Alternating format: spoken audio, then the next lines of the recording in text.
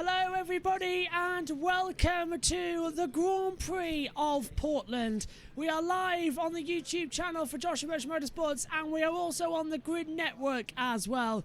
We've got Josh T and Adam Lemridge joining me in the comms box today as well. Also joining us will be Ben Schneider as well. And around the scenes, Joe Samaniego is trackside as well. It's time to cross over trackside as well as we get ready for today's national anthem. See by the dawn's early light what so proudly we hailed at the twilight's last gleam, whose broad stripes and bright stars through the perilous fight o'er the ramparts we watched were so gallantly streaming, and the rockets' red glare, the bombs bursting in air, gave proof through the night that our flag was still there. Oh, say does that star-spangled banner yet wave o'er the land of the free and the home of the brave.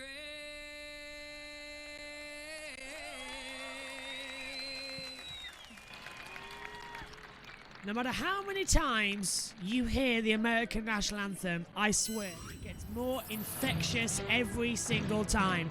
Hello everybody, welcome to INDYCAR at Portland as well. For the Grand Prix here as well, we're about to get underway.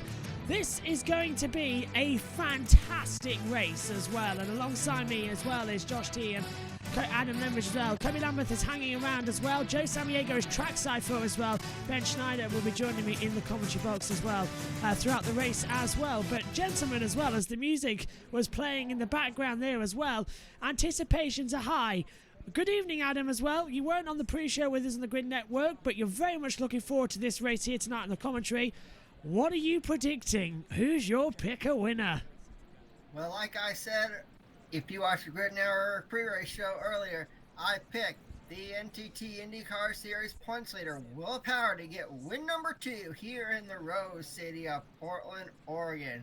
All the championship contenders are up front. So, guys, you want a good race? Last race before the season finale? You're gonna get it. Blue skies as well here at Portland, and a 1.964 mile circuit as well. 12 turns on this road course as well. 110 laps. That's 216.04 miles. 8 winners in 15 races so far this season. McLaughlin, Newgarden, O'Ward, Herter, Ericsson, Power, Dixon and Rossi. 9 different pole winners. McLaughlin, Rosenquist, Herter, VK, Power, Dixon, Newgarden, Rossi and O'Ward. Average starting position of the race winners, 5th on the grid. Average finishing of the pole sitter is 8th on the grid as well. Starting 5th today is Pato O'Ward, and Adam as well. We were talking, he's outside the championship hunt. A win here would catapult him into the championship, going into the final race at Laguna Seca next week. Is it possible he could win here today? Oh, absolutely, Josh. He can. This McLaren driver can get it done here at the beautiful Portland International Raceway. So, you want a wild card to win? Go with the McLaren driver, Pato O'Ward. And Ben's joined us in the commentary box now as well. Hi Ben, you doing okay? I'm doing all right. Can you hear me all right? We can hear you ASAP perfectly. We're just getting everything ready up here in the sidelines as well. We're trying to get a screen on where we can all see each other correctly, and you two can see the race. There we go. It's just taking a while for it to load in. because it's not liking us at the moment for a screen layout. But good afternoon, chaps. Good afternoon to you both. And we've got you nice and in a little box as well. That works perfectly where you can see the race as well. Good afternoon, though. to Josh, who's just getting everything ready in the pit lane as well. And while we get your cameras ready, what I could do with now is the opportunity for somebody to interview down on the grid while I get the cameras set up for the chat. But Ben, I'll ask you as well. This track as well here at Portland, such rich history as well. Start line crashes have been a factor here every time we've returned since 2018 as well. We mentioned this on the build-up show on the Grid Network. They've moved the start line here until before turn 12 to try and avoid that. Do you think that's actually going to happen? You know, I guess we'll find out here in a few minutes, but I think it's a good decision by INDYCAR, like I said on the pre-race show today. I think it's going to definitely lower of a chance of something like that happening, but with how much is on the line and you know, the stakes here for a lot of these championship contenders going into turn 1, I still think you might see some calamity down there in the festival corners as we start this race. But I don't think it's a sure thing like it's been in years past. I really have to applaud INDYCAR for spacing them out a little bit more on the start. I think that's going to be a good plan going forward, but it might not ensure that we don't see anything go wrong when we get down in the festival corners today. Absolutely, and Josh is with us now as well. Yeah, afternoon, Josh, as well. You looking forward to a good 110 laps here as well? My usual partner here on INDYCAR joining me as well. This is going to be something great, isn't it, Josh? It really, really is. And as tech issues galore, I've just sprinted down and upstairs, so very tired, but to a good INDYCAR race. Absolutely, and we're going to pass down shortly for the command as well to be given here to start the engines as well. And I must apologise as well, we go full screen now as well. Ben, you are a little bit smushed in, so I do apologise for that on the screen there. But right. Adam, there we all are on the screen as well. We're in for an interesting race as well, and I'm going to try and fix Ben out so he's not looking so smushed as well. But who's anticipating a crash down at turn 1? I want to get your answers here as well. We'll go to you first, Ben, and then to Adam, and then to Josh. How many cars will be involved in this first corner pile-up? That we're all predicting is going to happen. I'm going to go with only 2 or 3. I think it's going to be a little bit smaller, and hopefully with the cars being a little bit more spaced out, we won't see a massive pile-up, but I still think somebody's going to get a little overly aggressive, and you might see some drivers run into trouble down there in the first corner. Adam? I think I'll go one more. I'll say between 3 and 4. Good answer. Josh? Well, from the start, I was thinking 5 to 6. Okay. 5 to 6 is everyone's going, what, either 2, then 3, then 5 or 6 as well. I think we will see about 4 cars involved, and 2 of them will be championship protagonists. Because the way they're starting, we've got, where are we on the board as well? We've got Ericsson and Dixon standing so far back. Dixon starts 16th, Ericsson starts 18th. They're going for the championship, and they're making such rookie errors as well, qualifying so bad. I mean, as well, Scott Dixon's a 6-time champion. Marcus Ericsson is an Indy 500 winner. Why can't they qualify as high up the field and they keep on struggling week after week? Is it just something that they're not liking with the car, or is it something that they're just not getting in the right headspace of this format of IndyCar that does change every single week for qualifying? It's a different type of format nearly every week. Who wants to go first on that one? You know, the Scott Dixon and Marcus Ericsson starting where they are, they're in the hornet's nest, so they're going to have to gain some positions unless they want to get caught up in the crashes that we've seen at the festival corners. I understand that. Josh, can you hear me, by the way? Yeah, my Wi-Fi's not going with me. I've got... we can't hear you. Josh, we can't hear you. You're literally a mumble right now. We can't hear you. Sorry, mate. I've literally got internet playing up. Driver Tracker doesn't want to link to PC. We know that pain, don't we? Everybody of having problems coming through there as well. Okay, we're about to get started then with the command to be given as well. So we're about to throw it down trackside as well. We've got about 8 minutes until the official flag of the green goes up as well. Let's just take a quick look at the standings. Will Power comes in here on 482 points. Joseph Newgarden is 3 points back. Scott Dixon's 14 points back. Marcus Ericsson is 17 points back. Realistically, they're the 4 that are going into this title hunt. But then we've got the likes of Alex Palou just on the outside. The same with Scott McLaughlin as well. And 6 cars mathematically in a hunt for the title. Has IndyCar ever been this competitive in anybody's watch time? I mean, Ben, do you remember IndyCar being this popular? Well, I always remember the championship going down to the final race. I can't remember the last time it didn't. But normally it's a battle between 2 cars, or maybe there's 2 cars that are level on points, and there's a third kind of long shot in case the 2 championship protagonists take each other out or both have issues very early on. But to have 6, and I think even 7, if you want to throw a Ward in there, of course, he's probably the biggest long shot of all. But to have 7 drivers mathematically eligible for this championship with just 2 races to go, without the fact that we're, we took away the double points from the season finale a couple of years ago as well, it's frankly unbelievable. And if I may get on my soapbox for just a second here, it's proof that you don't need a playoff system to get a close championship battle between multiple drivers. And it makes it more special when it happens here in the IndyCar series. We don't just have 4 drivers going for it. We have up to 7 drivers going for it, and 4 really 2 seconds. Sorry to cut across you there. Here's the command. Lynn, I don't know if you checked, but last time I checked, the temperature matched one of the greatest years in Portland history. It's 77 degrees out here. Now, with that being said, if you don't like volume, put your earplugs in. The greatest lines in IndyCar series history is, drivers, start your engines!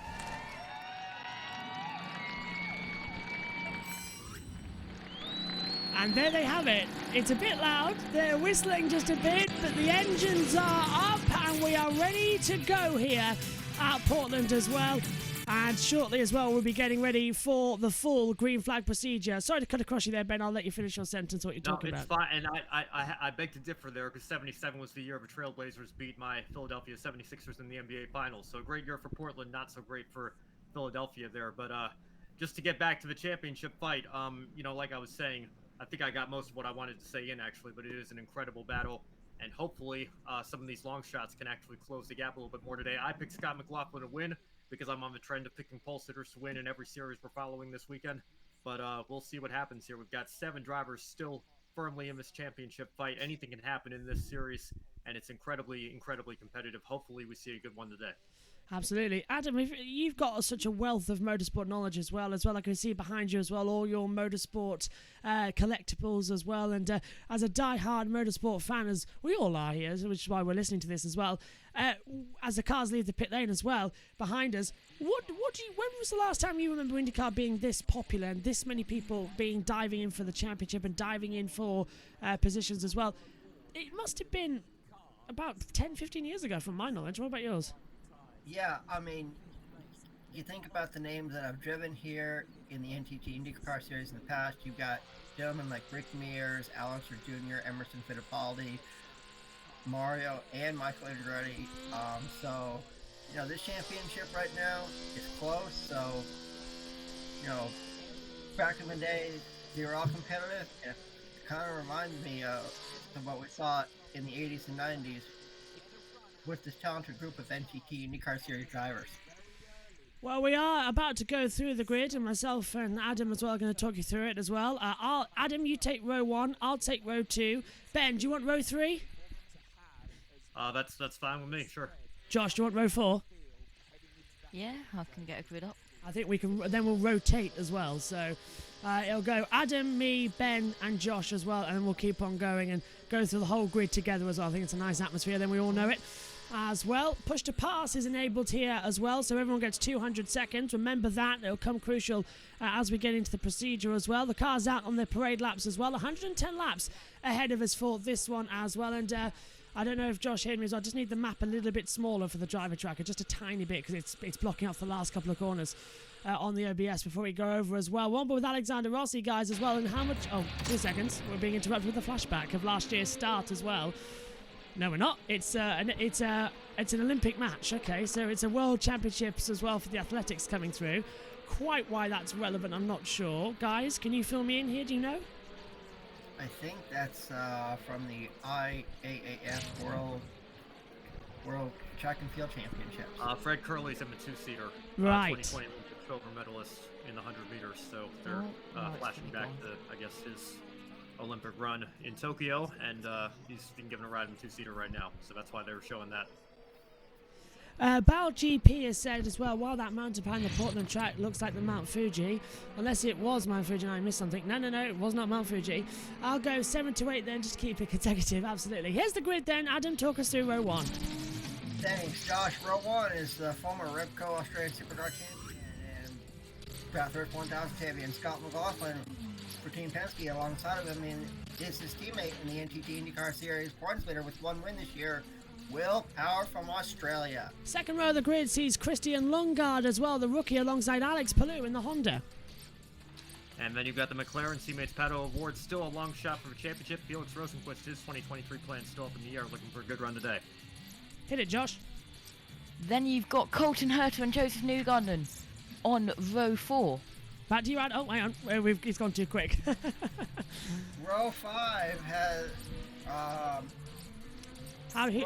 Joseph Newgarden and Alexander Rossi was there as well. Then this is it's all going a bit too quick, isn't it? I'll run through quickly because NBC have gone through it because they're coming at the restart zone. So at least we all got one. After that, as well, Joseph Newgarden starts 8th after a 6th place grid penalty. Alexander Rossi is 9th. David Malukas 10th. Graham Rahal is 11th. And it's Venus Rike, Carl Kirkwood, Callum Ilott, Roman Grosjean, Scott Dixon, Jack Harvey, Marcus Ericsson, Simon Pagino, Connor Daly, Helio Castroneves, Takuma Sato, Jimmy Johnson, Devlin DiFrancesco, and Dalton Kellett as well. Blimey. We all nearly got one, but unfortunately they decided not to go it. And I know the track map has gone at the moment, hasn't it, Josh? Yeah, for some reason it's gone small, and now it's saying it's disconnected. We love All right, stuff. no worries. I'm going to swap my mic over. Let's listen to what Turn 1's got with James Hinchcliffe. Sometimes someone comes from nowhere and takes you out. Townsend, it can be an absolute parking lot down there into Turn 1. A parking lot or a bowling alley, because in years past you've seen everything, including Marco Andretti going up over you, James, and inverted total chaos here on dirt. But the miracle that year was this guy, Scott Dixon. The miracle on dirt, I called it at the time. Everybody else damaged, destroyed, but Dixon was able to stay running and unscathed. Yeah, he was, wasn't he, actually? Dixon was the big surprise there as well as to get ready. Right, we're coming to the start then of the Portland Grand Prix. They are going 2 by 2. We'll have a driver tracker shortly. But here we go. Scott McLaughlin will lead his teammate Will Power. The exit of turn 12 will be the green flag. Here we go, 2 races left then here. It's the Grid Network's home event. It's green flag and race on down towards turn number 1. And it's a good start by McLaughlin. Kicks up some of the cement dust as well. Will Power's going to try and settle in behind him in towards the first corner. And it's 3 wide. Power's going to try and go around the outside. Now Will starting the race from turn 12 cause any issues? Well, miracle! They've all got through there cleanly, guys! Yes! It worked! Well done, IndyCar! And it's Paul McLaughlin leading. What a start there. Who wants to go? Yeah, That still looked like it was way too stacked up on the start for me. I would have liked to have seen them space out even a little bit more. It looked like they got going, but they were still very close together. But well done to all the drivers there. I thought for sure we're still going to see a stack up, and it looks like we have one off track now. I think that's Roman Grosjean. Looking at it coming off the track, it is. Roman Grosjean skates across the grass as well as VK battles as well, I think, with Rahal. It is for 11th position. Clean start though, Adam. Yeah, it sure was. I'm surprised we didn't have any chaos going in the first 4 corners. But like Ben said, applaud IndyCar. This was a smart move, and hopefully they can continue this in the future. So, 1 lap down, onto the 2nd lap already. There's Joseph Newgarden, already dealt with Graham Rahal into the festival corners, or what did they rename it this year as well? It was something that sounded like shunts, didn't it? The Charuto chicane, something like that as well, is where they are, but we all know it as fondly as Festival Corner. McLaughlin leads, Lundgaard is 2nd, Power 3rd, 4th for O'Ward, 5th for Palou, 6th is Malukas, 7th Rosenquist as well, and that was a clean getaway. And now that we've seen Lundgaard already jump up to 2nd place, Power's down to 3rd. I know, Adam, you said about it, but is there a possibility that he could get a win as Grosjean just got forced off the track by Dixon and Kyle Kirkwood and run onto the gravel? So, yeah, Adam and Ben, Can Lundgaard get a race win today, or is that just too far of possibility? He was, Christian Lundgaard can win, and if he were to win, it would shock everybody. I'm surprised the rookie hasn't won this year in the NTT IndyCar Series. I don't think it would shock everybody. I think Lundgaard came very close to a win. You could argue maybe he should have gotten the win based on Alexander Rossi's car having a technical issue in post-race inspection with the weight. But Lundgaard's come very close this season already. He's running in second right now. He's only got one car to beat. Obviously, we have many, many laps to go, but I don't know that it would be a shock to anybody with how Lundgaard's run this season. I think he absolutely is going to be in contention for the win today. And let's say good afternoon to Josh as well for the first time in the race part of the show, as he's very busy trying to get everything sorted in the pit lane as well. What do you think of the start there, Josh? I thought it was okay, but this season IndyCar, we have seen crazier, and I'm surprised actually it was that clean. What do you make of it? Firstly, how did everyone get through turn 1? Yes. Secondly, we've seen lawnmowers in NASCAR and Formula 1. Now it's Romain Grosjean lawn mowing in IndyCar. The Phoenix just can't seem to keep away. McLaughlin, however, lap after lap is setting fastest lap times. It's now a 59.965 as Newgarden's coming under pressure from Rahal round the outside down towards turn 1 of the Festival Corner chicane, and he's taking around the outside. And that's bad news, isn't it, Ben? That Newgarden's losing position so much as well this early on in the race. After that penalty, he needed to start getting time up. Yeah, Newgarden should have been starting up higher than he was, but of course he had that penalty for the engine issue, and now it looks like he's even lost a few more spots, so not good for his championship prospects here. And Adam, we keep seeing time and time again as well, McLaughlin get an early lead, then Newgarden was the one to come in and sort of sweep it away from him. It happened at Texas, and it happened again a couple of races ago at Worldwide Technology Raceway as well, when the rain hit late. Is Newgarden going to try and do that today, or is he just too far back for an attack at the top spots?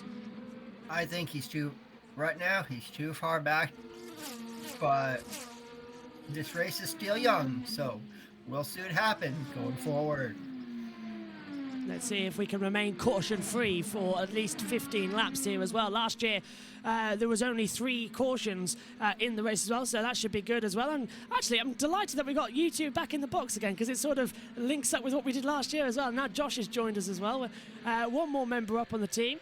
By the way, for everyone wondering, Megan will be back with us for Laguna Seca next week. After covering MotoGP and Formula 1 today and her college work resuming, she's decided to take this one off, which was perfectly acceptable.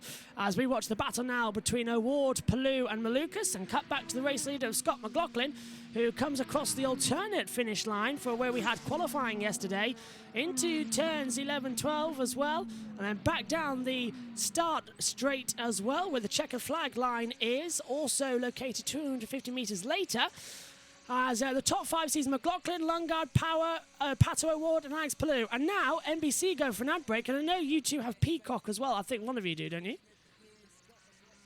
I think Peacock actually goes full screen for a break. It looks like NBC. I've got the NBC feed here on my television, and they've gone to a side-by-side break. But I guess, Josh, I don't know, Sky has the rights in the UK, right? Is that how you're getting this stream? Yes, Sky's got the rights in the UK, and I'm putting it through a cloner card so that you can see it on the laptop as well as my camera. And we go ad-free the whole race. So we see the whole race, and Tom Gaymore comes on and commentates during the in-bits as well. And I know, it always annoys me that over there in the States, well, you don't have the whole race on NBC. It seems like a bit of a waste to me as well, and especially the Indy 500. Why isn't the Indy 500 ad-free? Anyways, it comes through. First time we've had you on the broadcast this year as well. How have you both been enjoying this year's IndyCar as well, as the race sort of settles down for a few moments' time as well? First I'll go to you, Ben, then back to you, Adam, as well. How have you been finding IndyCar this year? Well, like I said, it's been incredibly competitive. There's so many great drivers in the field this season, and I think, like I was, again, talking about on the pre-race show earlier this afternoon, Colton Herta's obviously, these F1 rumors are swirling around his future, and I think, people are going to look at his standings and think he's only 10th in IndyCar standings. He could only finish as high as 8th realistically at this point, so what's, all the hype about? And I think you look at the talent in the IndyCar series, I think then you start to understand just how difficult it is and just how competitive it is, and just how many good drivers there are in this series. It's been an absolutely phenomenal season all the way from the Indy 500 to every race in between. Go on, Adam. Sorry, I interrupted you there. Go on, Adam. Yeah. This year's NTT IndyCar Series championship has been one of the best I've seen in a long, long time.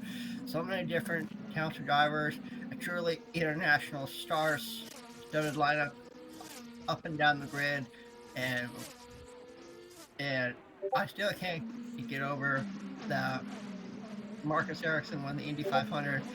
And if you're watching this on Grid Network or on Josh's stream over at Grid Network, we have a thing called Pick a Winner, and Josh was the only one to get Marcus Ericsson correctly for the Indy 500. I still don't know how you accomplished that, Josh.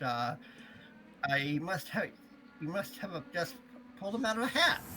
To be honest, as NBC come back on their mainstream there as well, I'll be honest with you, I have zero clue how I got it bang on. I was dual casting with USON back then as well for qualifying day 2. And they asked me, who do you think is going to win the Indy 500? There's a big outside chance. As I'm going to turn them down for a second. Who's going to win the Indy 500 as an outside chance? And everyone was saying, oh, it's going to be Helio Castroneves. He'll do the Magic 5 as well. And I was the only one who looked at all the timesheets because it was the first time I was able to sit in the commentary box and watch every single practice session, all qualifying, everything. And I made my guess of Marcus Ericsson will win, and I made it on because he was the only driver who tested the high line, the low line, the middle part of the track. He did tow runs, he did runs out front on his own, he did runs through the pit lane as well. He would seem to be the most prepared driver. And it happened as into the pit lane comes Simon Pagenaud as well to change over to sticker red tyres as well and a little bit of fuel. 6.7 seconds was his pit stop as well, and he will rejoin in last position in 25th. But yeah, it was a guess I took about seeing the whole picture, and I luckily got it right, and I was cheering so much that day in the commentary box as well, as I'm sure you all remember as well. But yeah, surely it's that feeling you get, isn't it, you three, when you get a pick a winner correct, you just like, yes, it's a little victory. It's like betting, but not losing any money. True. As they come back through as well. I know Josh is working behind the scenes as well. He'll be deep in IndyCar Twitter. He'll be deep in everything as well. And question to you, Josh, as well. Have you come out of F1 Twitter yet? Because the Ferrari clowns and the Yuki Tsunoda situation going on there must be quite a toxic environment on F1 Twitter right now. I just about escaped. Just about. Okay, that's great news. Now I'm going to throw you in deep and throw you into IndyCar Twitter, which is actually a lovely place to be as well. Just don't mention certain races and you should be okay as well. But one race, guys, as well, that was in the 1997 race here as well. We mentioned it in the pre-show as well, where it was a dead heat towards the line as well. Mark Blundell winning his first ever race. I've actually got Mark Blundell's phone number in my phone, and I was so tempted to call him to try and get him on and send him a message saying, do you want to come on as well? But I know where Mark is this weekend. He's in a very busy meeting trying to get the touring car team sorted in MB Motorsports. But Mark Blundell, top guy, and I want to ask you, what's been your favourite race at Portland as well? Not only IndyCar, but overall as well, because I know, Ben, you've got a special favourite that you might want to tell us about.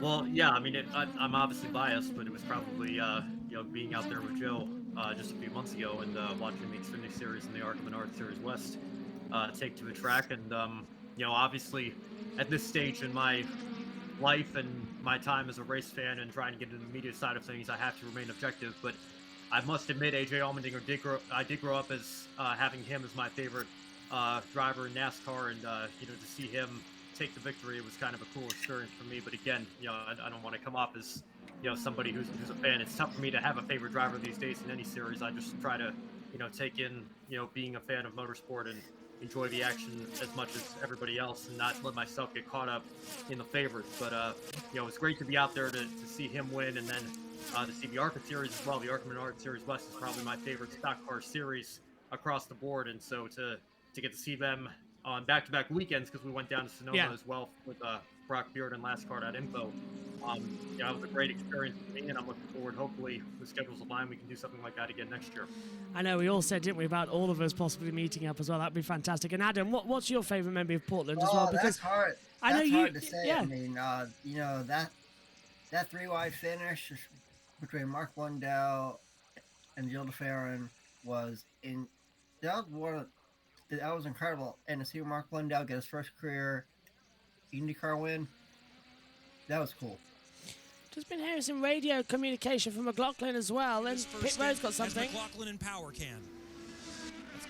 Okay, I think it's that McLaughlin can go a bit longer on his opening stint because he started this race on the alternate sticker reds. In fact, the top 3 did. And looking at it as well, the only driver to pit is Simon Pagenaud. So the alternate tyre starters was McLaughlin, Lundgaard, Power, Palou, Malukas, Rosenquist, along with Ray Hall and Ilott, as Romain Grosjean dives to the pit lane for the first time today, and he started this race on primary black tyres as well.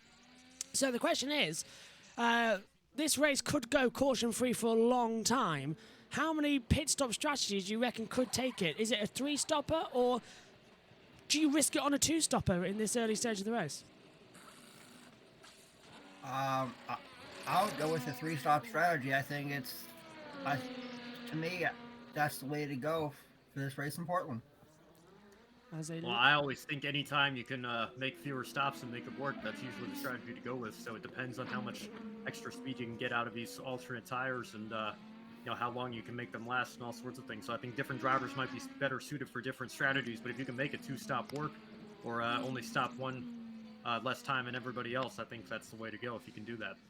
Grosjean's just come into the pit lane, changed on for those primary tyres we were talking about. Dixon, Kirkwood and Harvey have also jumped into the pits as well. So Scott Dixon is in then. One of our championship protagonists comes in, changes over from black primaries. It's a sticker red set going on. A new halo or aero screen, tear-off screen, throws the big wheel guns away, and Carl Koga gets out 8.2 second stop for him, 5.7 for Dixon. So that was just tyres, it looked like. No fuel going in there for Dixon. That's an interesting one. So they fueled him long in this strategy. Now they're putting him on faster tyres as the fuel load comes down. So he's betting on a caution, isn't he? That's what I would say there.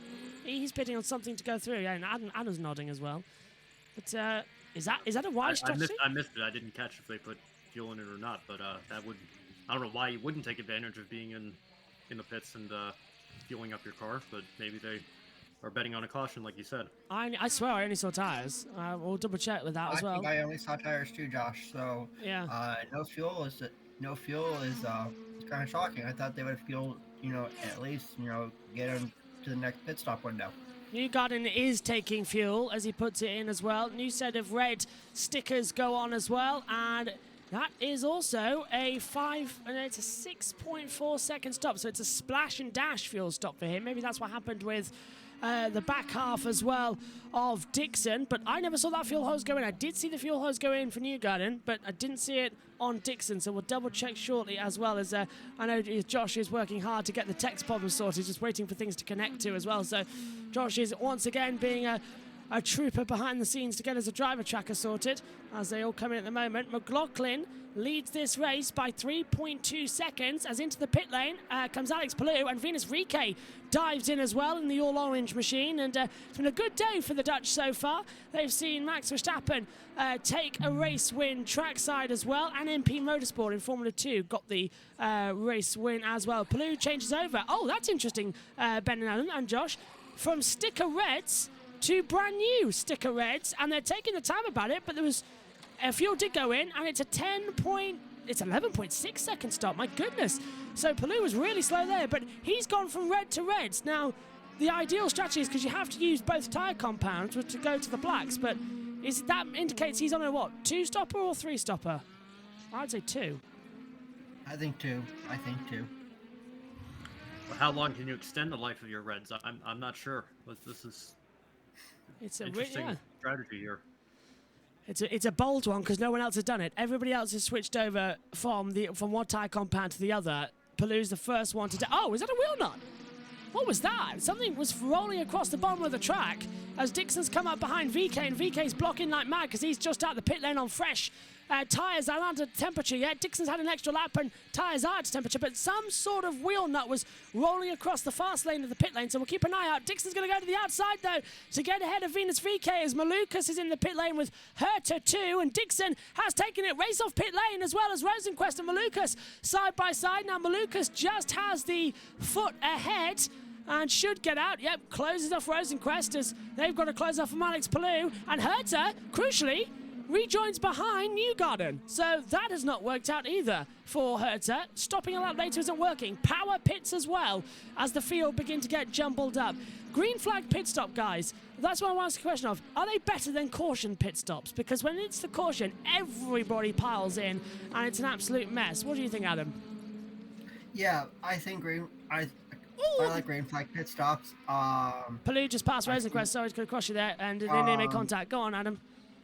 Yeah, I like green flag pit stops because it can shuffle the running order a lot because you don't know which strategy everyone's on. So it's like I like green flag pit stops. What do you think, Adam? Ben? Sorry.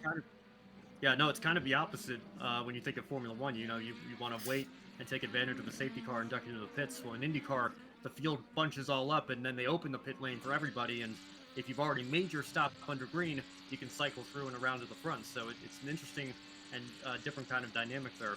But I think, it just depends on where the cautions fall. Like we saw in the F1 race earlier this morning here in the States, it can still affect the outcome of the race either way. But it's a different dynamic when you see it here in IndyCar based on the rules.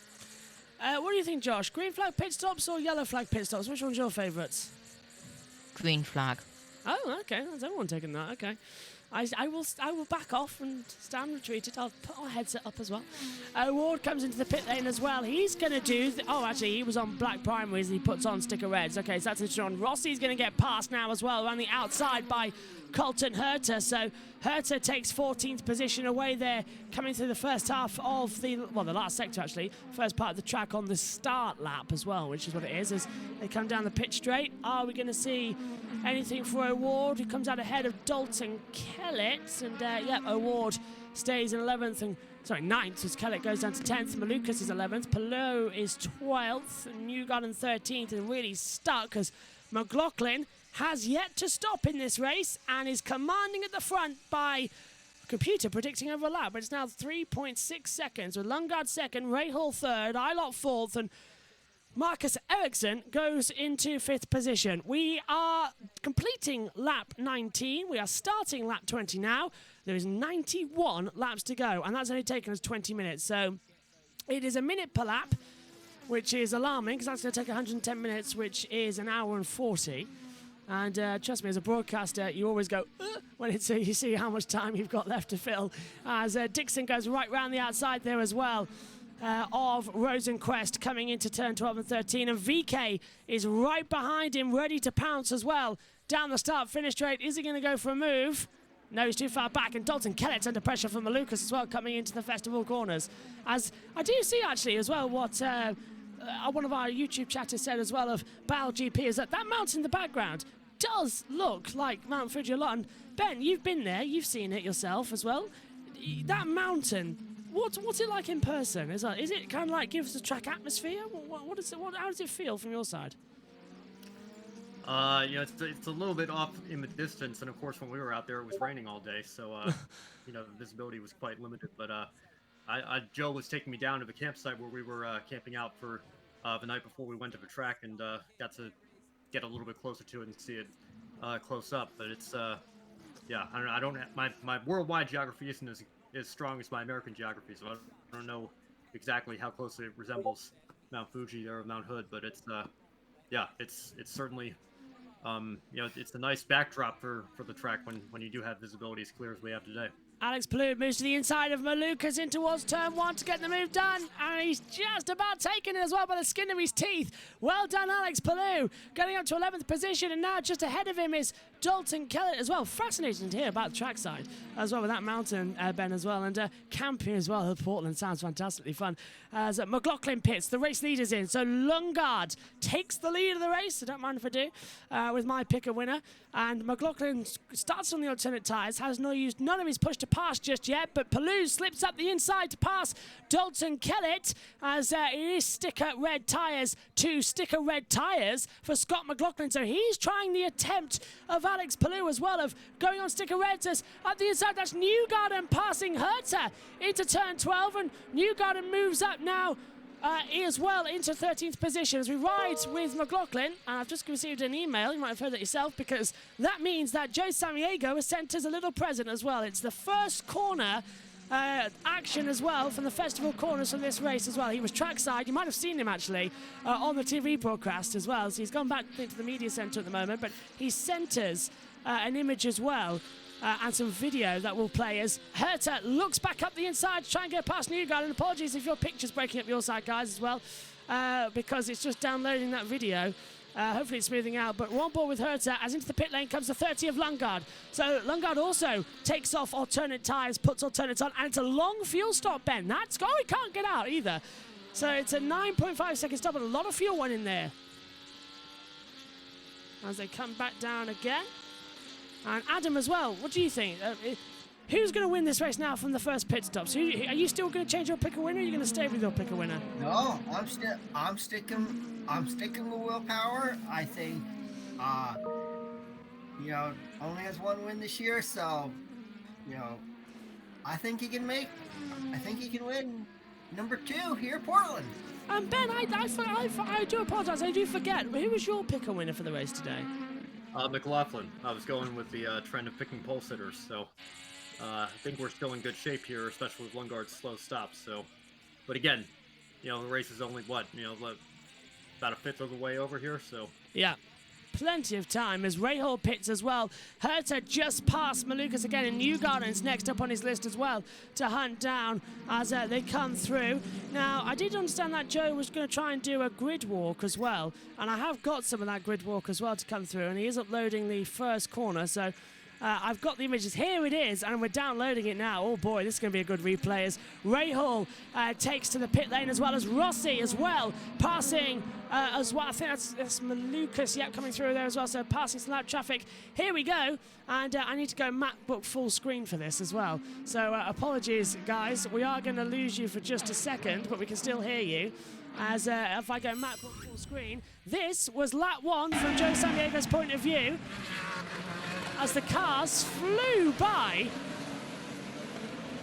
I think we've just found our new INDYCAR intro for next year. That is epic.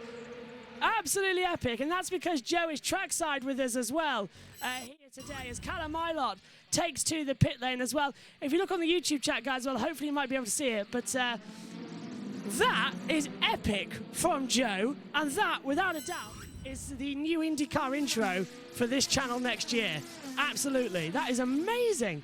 And Ben, were you that close to the action when you got there? Could you get that close as Ilott comes out the pit lane?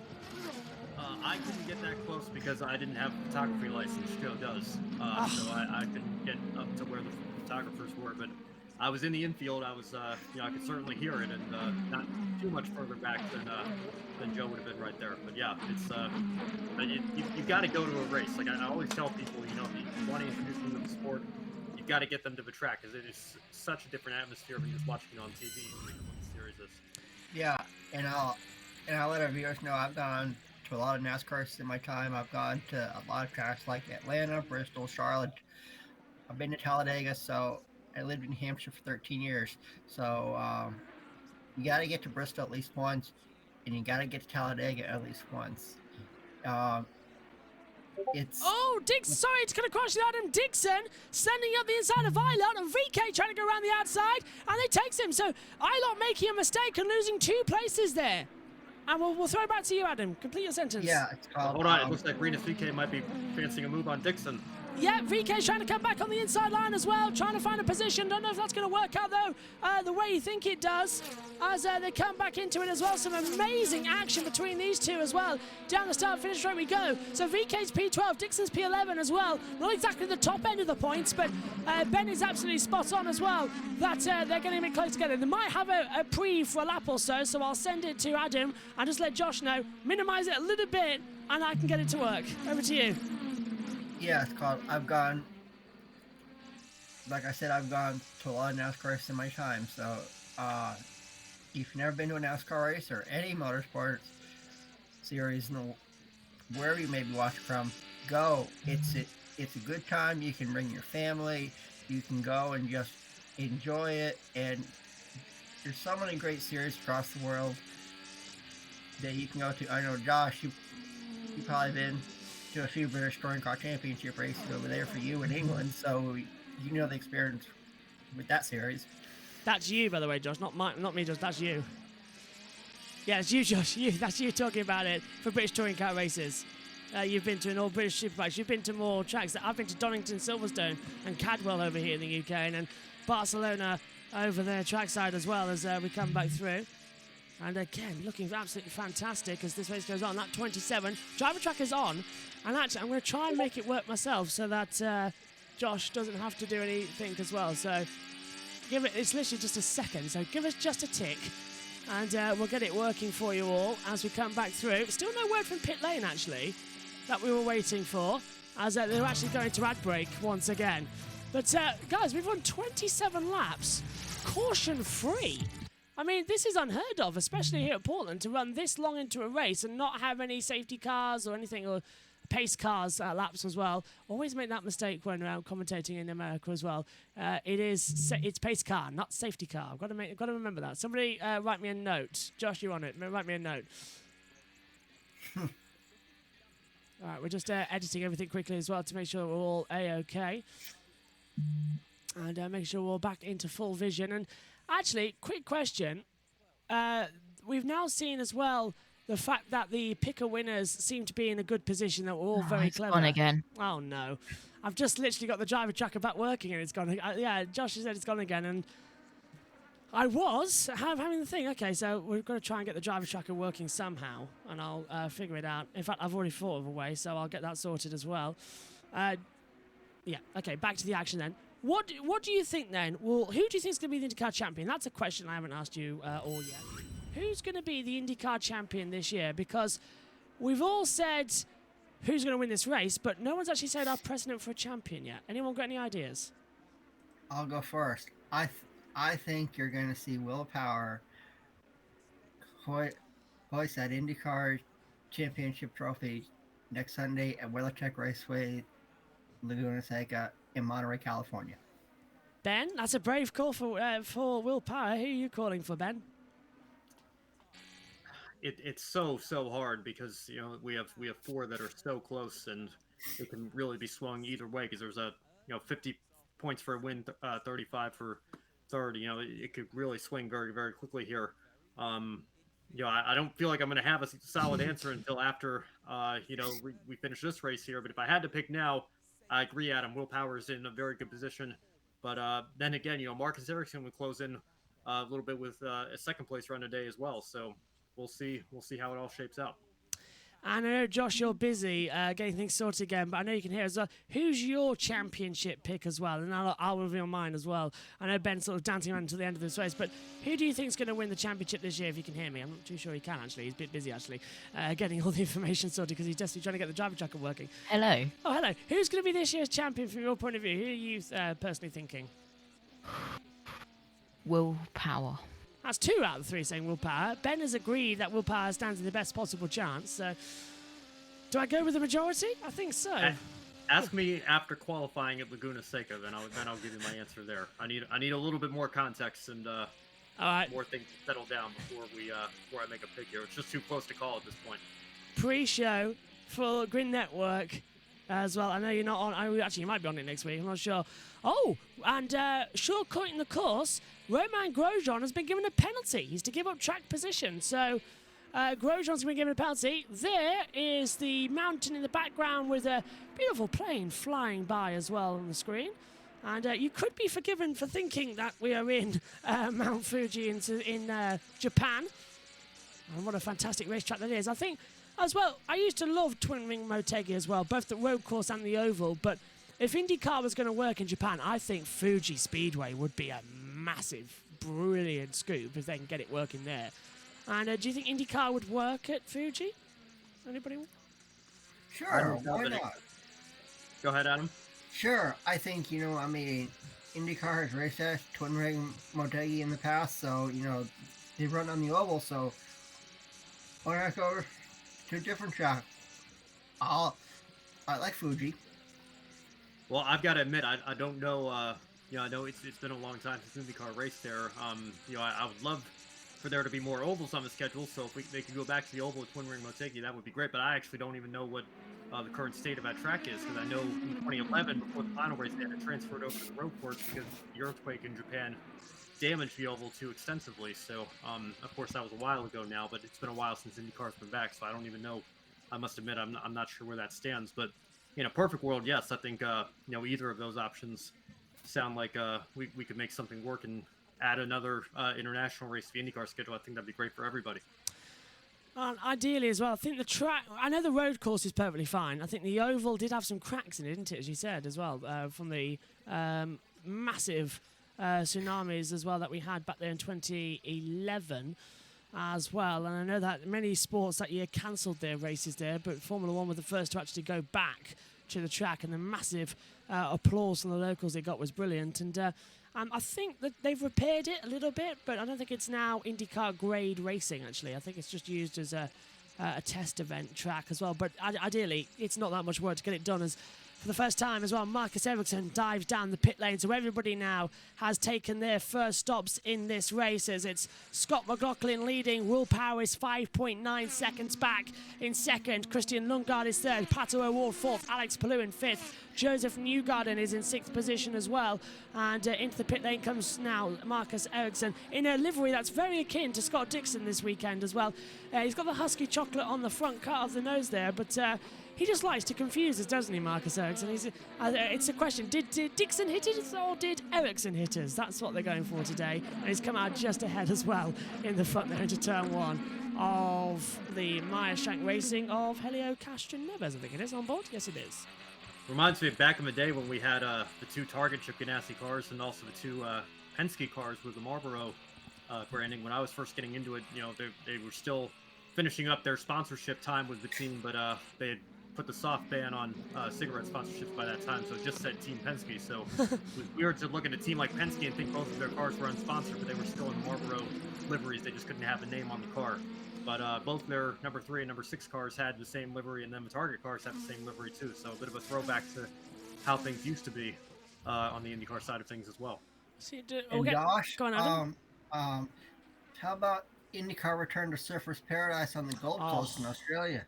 I mean, the Repco Australian Supercars race there on a shortened version of it, but why not join them? I know there's plenty of Aussie fans who love IndyCar racing, so bring back the series in Will Power's whole country. Oh, yes, please. Yes, please. Take us back to Surfers Paradise. That track was amazing as well, although didn't it have one of the worst start line crashes in IndyCar? It was a wet race, wasn't it? And they all just piled into each other, if I'm remembering correctly. Yeah, and actually in 1991, the inaugural winner of the Australian Grand Prix for the IndyCar series was John Andretti. So driving up Pennzoil skiing for a new team, all VDS Racing. So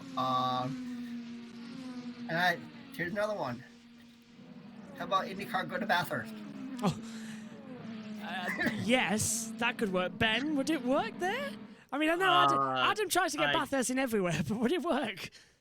I don't know. That sounds like a fun thing you could do on Forza Motorsport, but in real life, I think the way Bathurst is laid out, trying to bring like a fast open wheel car like an IndyCar or an F1 to Bathurst, I think I think you'd have to modify the track to the point where it wouldn't be Bathurst anymore, and even then, I think you wouldn't really get an entertaining race there. It would be quite a spectacle to watch one of those cars do like a time trial around the track, but I think there's parts of the circuit that are just way too narrow. It would be similar to a Monaco style procession for a lot of the race. So I don't know, but in practice, in theory, it sounds like a fun idea, but in practice, I don't know that it would be very well executed. Well, I do know one person who this season has done an IndyCar lap around Bathurst as well, and that is Josh as well. And Josh, would IndyCar work around there? I mean, when we tried it in the red flag period, was it the last time out? Was it the last race that we had that red flag? If that was hours in length, that was at Worldwide Technology Raceway, wasn't it? That was the last race. I think it was. Yes. Yeah. And let's just say it didn't go well. Yeah, it doesn't go well, but I was fun trying as well. How many cars did you go through in that one lap that you did with myself and Matthew as well, or during that rain delay we had? It was about 6 or 7, wasn't it? And wasn't one of them a truck as well? Yes, I did a lap of Bathurst in a truck. And didn't you? Yeah, well, you didn't brake though, coming down the back straightaway as well into the braking zone. So that might not be. Yes, I skipped that chicane. And flew into the barriers as well. But Yes. I do agree with Ben. It probably would take a lot of work, but I do agree with Adam. It would be nice to see as well. But I think Formula E could work there as well. They do very nice and twisty circuits, but I completely agree. Bring Surface Paradise back as well. In fact, I do want some ovals on the course as well. Fontana, I said as well, to bring back. That was a great race. And I know we stopped going there after the big accident as well. But Fontana was a fantastic oval, and it did deliver us with some fantastic racing as well. I mean, who remembers Fontana best as well? I guess I'll start with Adam as well and Ben. Go on, Adam, you first. That was a classic race at Fontana, a 2-mile track.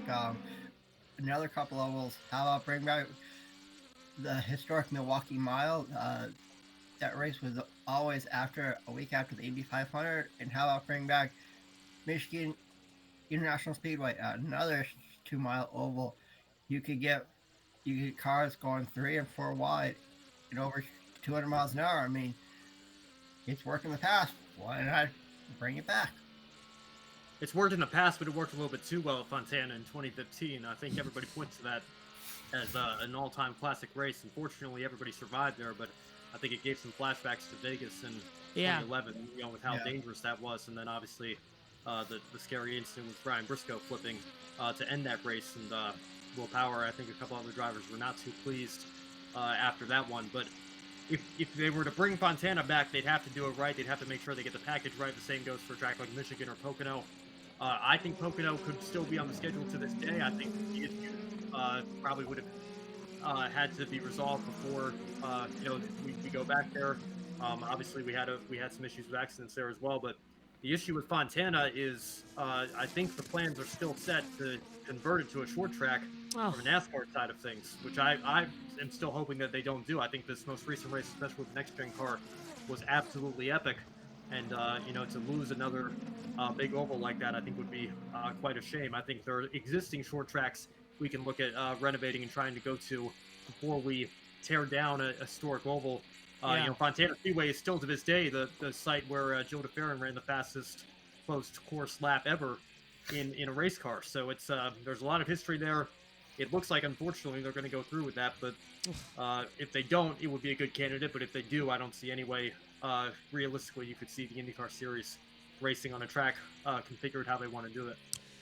And I must say as well, there's some fantastic YouTube videos as well that people create about the history of certain racetracks as well, and you can just get lost in them for hours as well. I know Dale Earnhardt Jr. as well does a great documentary about lost racetracks as well, so I implore you to go and take a look at the history as well, because you just get swept away for hours and hours as well. And during the red flag period, I think during the Indy 500 as well, me and Matthew Owens were talking about a racetrack that was planned around the World Trade Center back in the late 90s as well, right in the center of New York as well.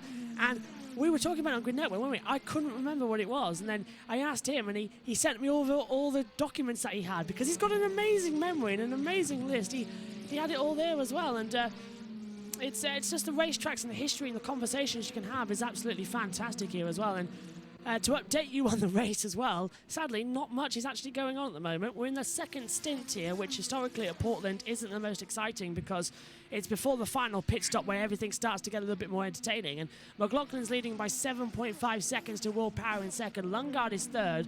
O'Ward fourth. Palou fifth. Newgarden is sixth.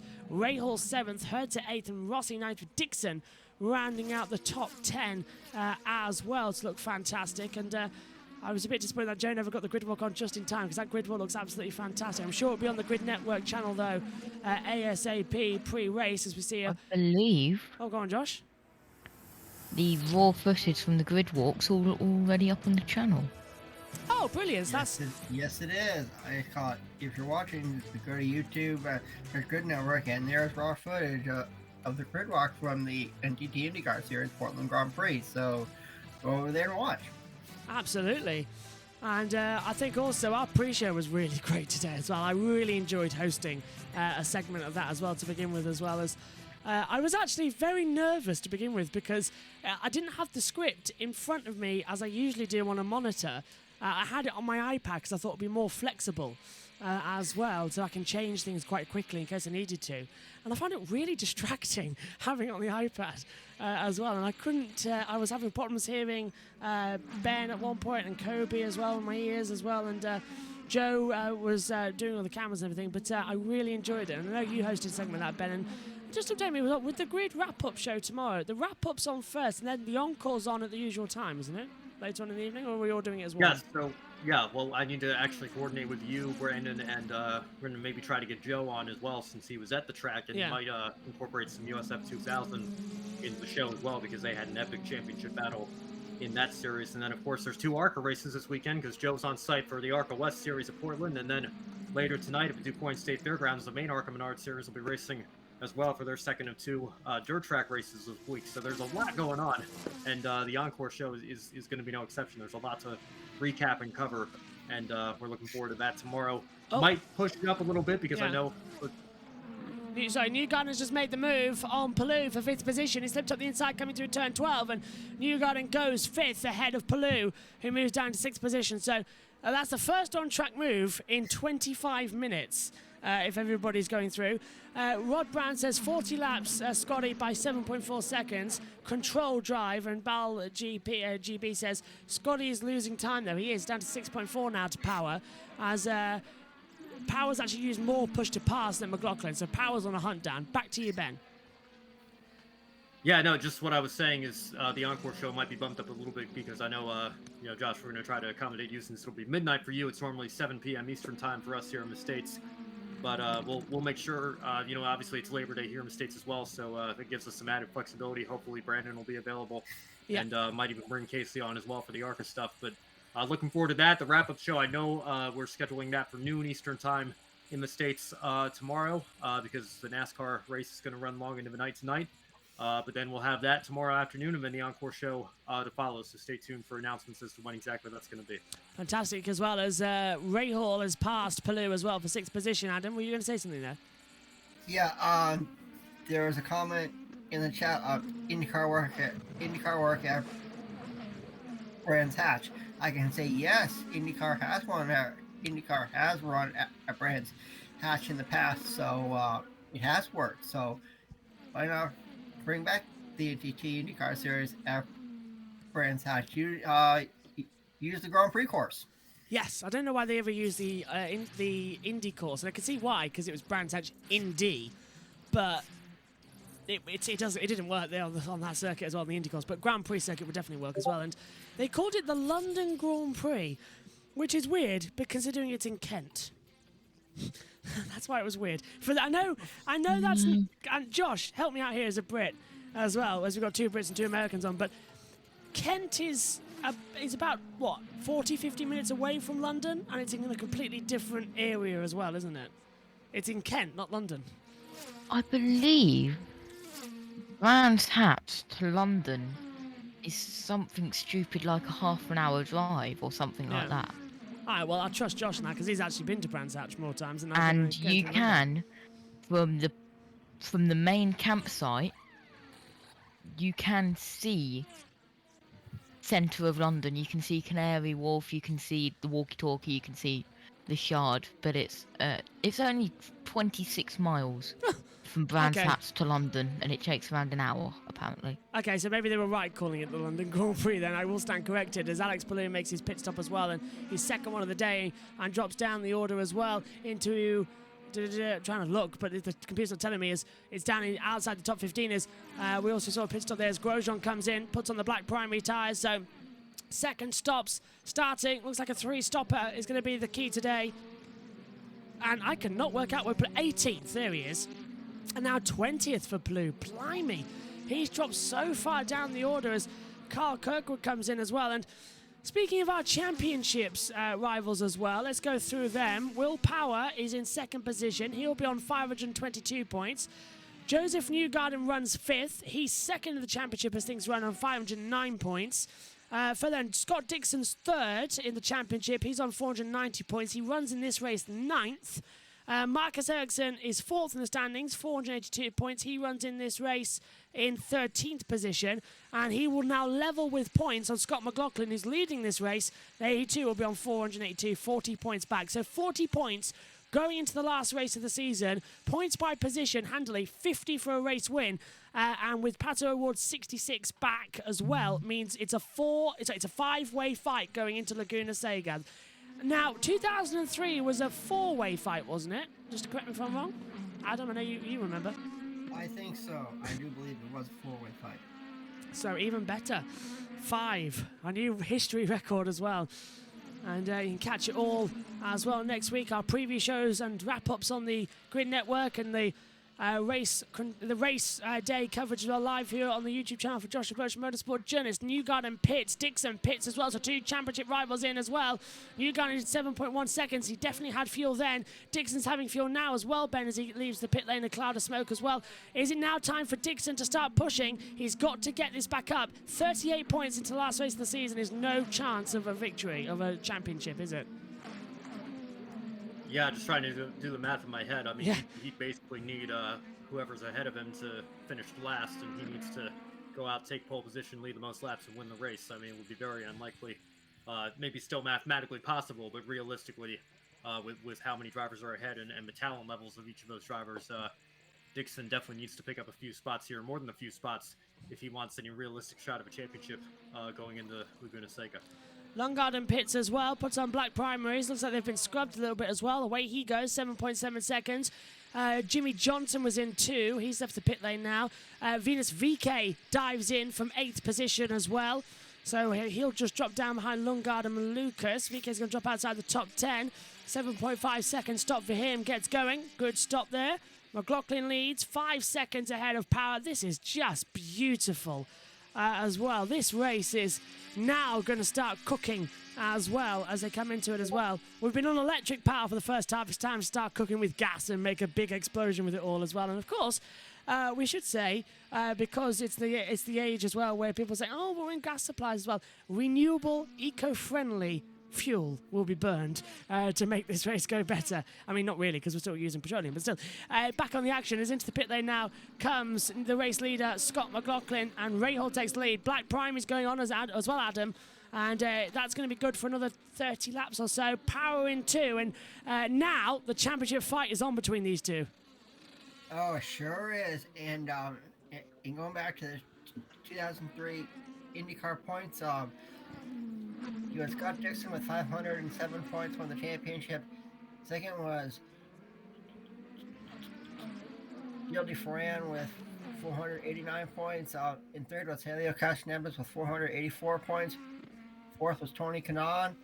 And in fifth was Sam Hornish Jr. for Panther Racing at 461 points. So that year's championship was a tight one. Please let it be that close next week. That's all I'm asking as well. I think IndyCar might be the closest championship, because even Formula 3 now, that was shaping up to be it as well, has backed off massively. As Conor Daly pits as well from 20th position. But yeah, Formula 3's backed off massively in the title fight. Rossi pits now as well from 2nd. Let's put McLaughlin back up as well, right behind Rahal. But I think IndyCar, for sure, has got the best chance to be our biggest championship battle this year. I mean, we already said about NASCAR as well. Oh, and Daly had a fire in the pit lane. Wow. Daly's fuel leaked as well. The exhaust ignited it, and it's a clear fuel here. That's why they spray the water, because you can't see if fuel has dripped onto the engine cover. And a little bit of it caught fire. It was put out by the car by the oxygen as well, so it just burnt out. But the pit lane itself, the bit that was left there, still caught fire. I mean, it's just getting insane now. It's hotting up, literally. I know I said it was, but this is getting a bit, taking it too far. As AIJ says, will Grosjean win an IndyCar race? And IndyCar needs to come to Europe and Asia. Well, it's IndyCar, so it's an Indy League as well, but it's America. But I would say a race in Asia, and a race in Europe, and a race in the Australias as well would probably be the greatest thing we could do to make it a little bit more special. And as well, we used to. but then it's sort of come in on itself, hasn't it, as we've been talking about throughout this year as well. And as they come in, will Grosjean win a race? Anybody want to field that as well? Is he capable? Yes. Roman Grosjean will win a race in 2023. Okay. Adam's clear. Yeah, not this season, but I think if Andretti can step their game up, because like we've been saying, I think they're a pretty distant third behind Penske and Ganassi this season, and maybe you can even throw McLaren in there because Ward's still in the championship fight as well. So we'll see if Andretti can bounce back. But I think there's a lot of things that need to be sorted out of that team. It's been a down year for them, even though they do have a couple of race wins with Herta and Rossi. I think Grosjean can certainly position himself to get a win in the future before his IndyCar career is over, but I don't see it happening this weekend, obviously, or next weekend at Laguna Seca. If an Andretti driver is going to win next weekend, it's going to be Herta, because I actually don't think Herta has lost at Laguna Seca yet. I think he's 2 for 2, so it's a very good track for him. 19 and 21. Yeah, he is actually 2 for 2. Josh, you were right in there saying yes, he will win as well. Care to make a guess at which track he could win at next year? Everyone, Go on. cross your fingers, cross your toes, Oh, is the driver tracker working? cross everything. Have we got is the driver tracker working? Oh, brilliant if it is. In a minute, there As- will be a driver tracker. Fantastic. Great work, Josh, to get that working, because it's even been stopped on my side, by the way, so... Three different new softwares I've tried. Josh has been working really hard in the last hour as well, as we've still got 59 laps to go, so at least half the race will have the driver tracker, and he's been working really hard to get that back working, because even our side stopped working as well. And we have a driver tracker. Well done, Josh. That deserves a round of applause. Fantastic. Well done, Josh. Driver tracker enabled as it comes through. Well done. Brilliant. As they come back on all sides as well. So, we have a tracker. Let's just get it organised up here in the comms box as well. And finally, we can see the cars, and the watch-along becomes a bit more proper watch-along as well for us all here at the track. And we just see NBC coming back on here as well in the background. They always like to announce with that fanfare as well. I never get why. Sometimes it is a bit bizarre that they come back on. Guys, here in the UK, F1 and Sky have their own intro.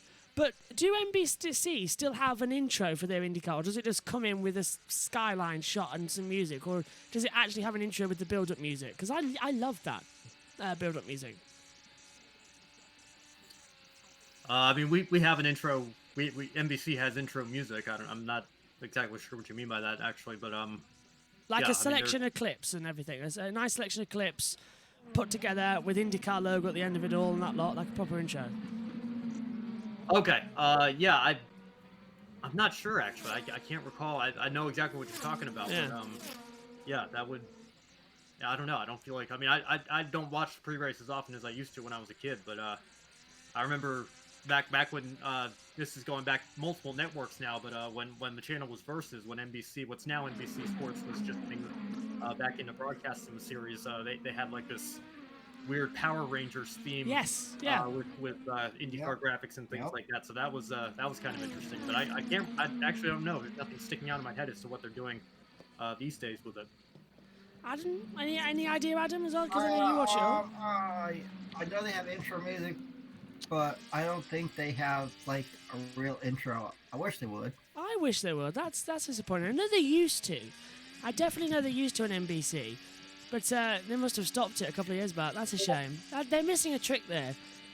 I know it's the nice thing, isn't it, just to come in and do it all. But to me, to introduce a show, you've got to have an intro.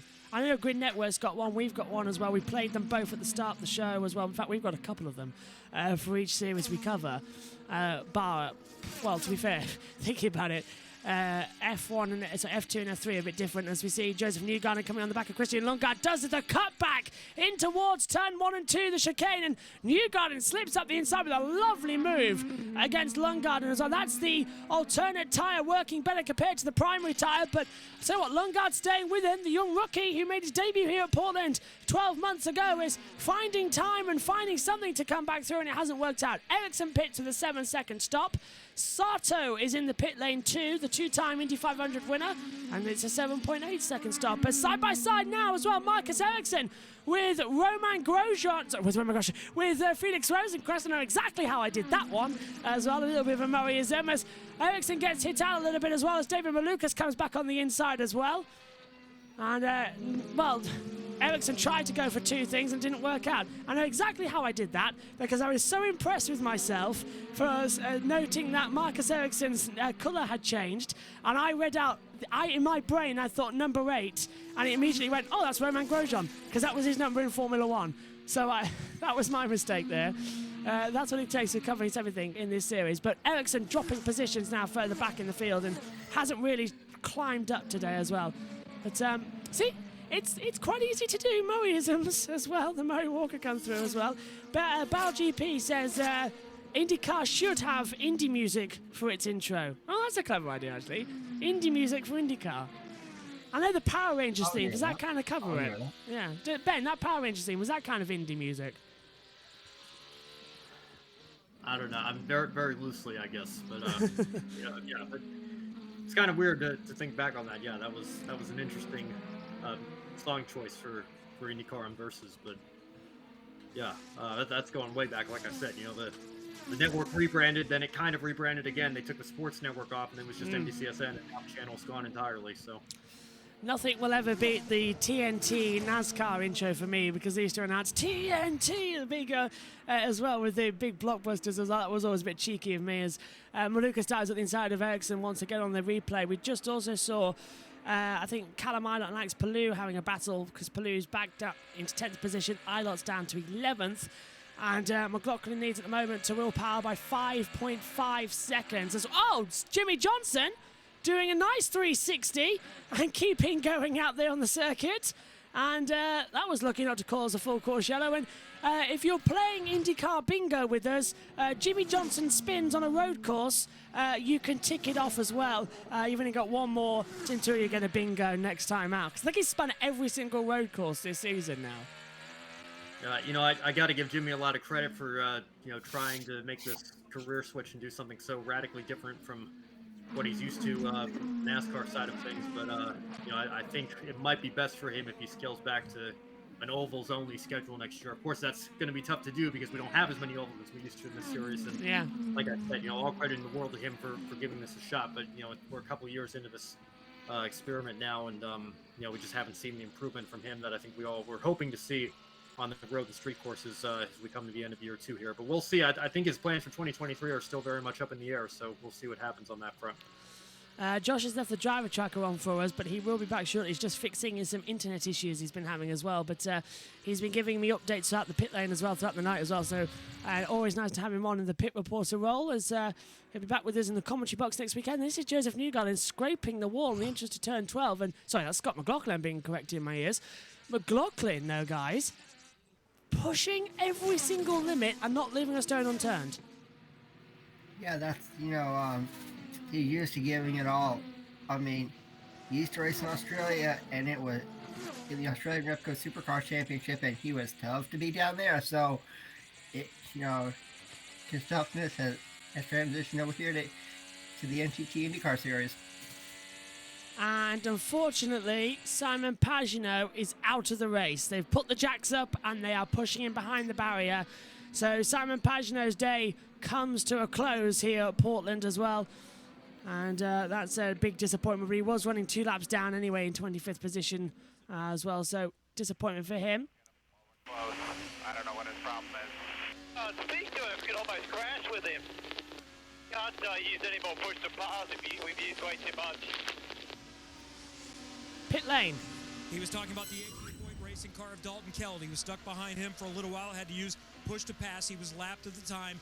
Now has cut another second and a half into that gap. By the way, now Will Power does say the blacks are not as good, so it's a red tire. Dylan. And Kevin, from the car that's leading the championship to the car that's at the back of our group of 7 that we talked about coming into today, that's Alex Palou. Remember, he won this race last year. They had to go to the back of the field, use strategy, used a great race car to carve their way through the field. This race last year put him in contention for the championship. Here's some radio about what they're battling right now. You've been on these tires for 11 laps. How's the balance? Really bad. There's something wrong in the rear. Copy. And they're still trying to diagnose on the radio exactly what is wrong with this 10 car. And remember, they just wanted to try to get through here in contention, still with the shot at Laguna Seca. Knew they probably didn't have a winning car this weekend, but just wanted to do some damage control, go to Laguna next week with a shot. This is not the day. This is not the day that they needed to have. They are out of the mix right now in the championship. And let's talk about it. Yes, and don't miss the finish. 50 laps to go here as well. And it's just popped up as well. Don't miss this finish on my chat with Josh as well. And I tell you what, I don't want to miss this finish. This looks absolutely fantastic as well. And nice to hear as well some team radio. So Will Power started on reds, did a second set on reds, now changed it. Well, then he changed over to blacks as well on his second stop. And he's now saying that the black tyres aren't working. So the reds were the correct strategy, guys, as we predicted throughout this race. So are we? When do we take over strategy for IndyCar? Is that coming up soon? I hope that is. Might have to take over strategy for Ferrari or Mercedes the way things have been going these last couple of weeks. They might have some openings. True, Yeah, true. It's called that. Coin flip. Who gets Ferrari? So what happened at Zandvoort today?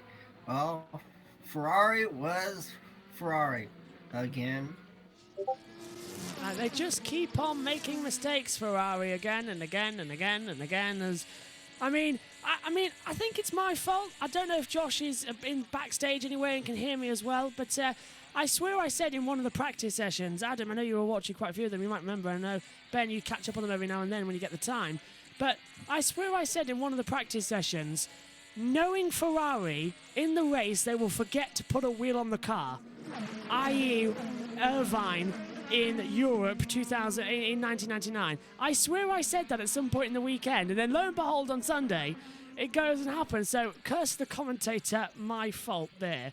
But I swear I said it, because it was ringing such a bell with me, and I said it in the commentary of the race that it's just like Irvine in 1999, but I swear I said in practice 2 or practice 3, one of the two. I'm going to have to watch them back. Josh, do you remember when I said that? Hello. Take a breath. Do you remember when I said, knowing Ferrari, they will forget to put a wheel on the car, i.e. what Irvine did in 1999? That was some point in the practice session this weekend, wasn't it? Because it rang a bell with me until I saw the image and didn't put 2 and 2 together. I said that at some point in the weekend, didn't I? Did say that, and of course, as soon as I go downstairs to make sure everything is stable, which it is. Oh, great. Which is good. Of course, a notification has to come up on the IndyCar app. Yeah, but don't worry, because we didn't see it on the drive tracker. It didn't affect it one bit. So you can relax there and take a breath as we see the battle for 6th between Ray Hall and Rossi. And this is the last 50 laps that I was talking about. This now will be the most exciting part of the race. We've gone through the boring middle stage, and we've all had a great chat about loads of different things. Now the racing starts, and this is what Portland's all about. This is what it sets up, a grandstand finish to give us some excitement as well. Let's listen to this on board. Through the chicanes, down the start-finish line as well. So just flat out. I can't tell who we're on board with right now, but you can hear the engine notes in the background as they head down. So it's lap 64 of 110. We have 47 laps to go here for the Portland Grand Prix. And as well, and Bal GP says Jimmy Johnson is used to going round in circles. It's just a force of habit. Well, all but one of his NASCAR victories came on ovals. He only had one road course win in his career as well, and Adam's nodding his head there. Adam, I don't suppose you know which road course he won at, do you? I think it was Sonoma. It was Sonoma in 2010. Brilliant. You both know. Brilliant. Oh, okay. We're going to go and through... Robbie Gordon took second in what was his best run in his own car. See? This is what I love about these two, having them on. Come back permanently, please. Let's have a word with Will Power then, with Kevin in the pits. Race, and I'll feel great about my chances. Behind him in the championship is his teammate Joseph Newgarden, who was running 4th in this race. Remember, he had a 6th grid slot penalty for an early engine change. So even though he qualified 2nd, he had to start 8th, and that's less than ideal. He didn't have an extra set of reds, so moving up 4 spots keeps him very much in the game as things stand. moving into next week. And obviously, the race car is really good, so Newgarden may not be done moving forward, Dylan. And another guy who's moving forward slowly but surely is Scott Dixon. He runs in the 8th spot on the racetrack, 3rd in the championship right now.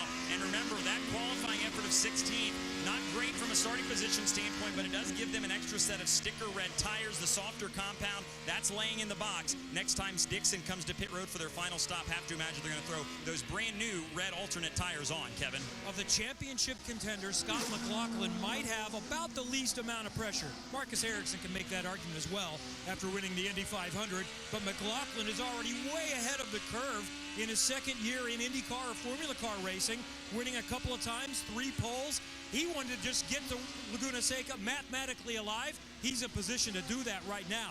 And then there's Marcus Ericsson behind him in the championship, 5th, 44 back. As it stands, he would still be mathematically alive, but he's going to need something to get going here today. He's tried off strategy, but runs 16th in the race.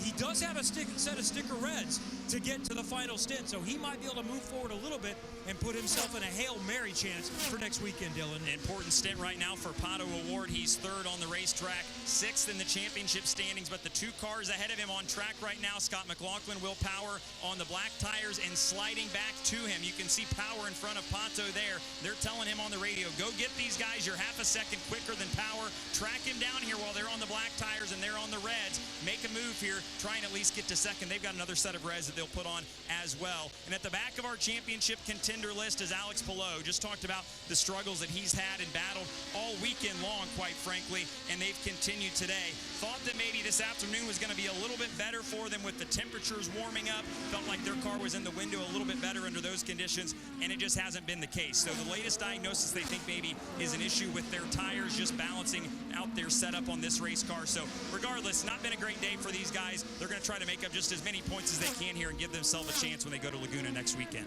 By the way, still give him credit and a pat on the back for Alex Palou, because he is trying to compete and stay in this championship while the legal issues and challenges loom above him. His legal team and Chip Ganassi Racing's legal team won the first round of mediation. Unfortunately, unsuccessfully, they'll go back to the table again while they try and resolve his contractual situation. Well, no mediator is going to be able to sort this out. The battle between Pato O'Ward and Team Penske. O'Ward continues to close on Will Power in front. Indeed he does, as we come back up then to the comms box finally after having a mic problem.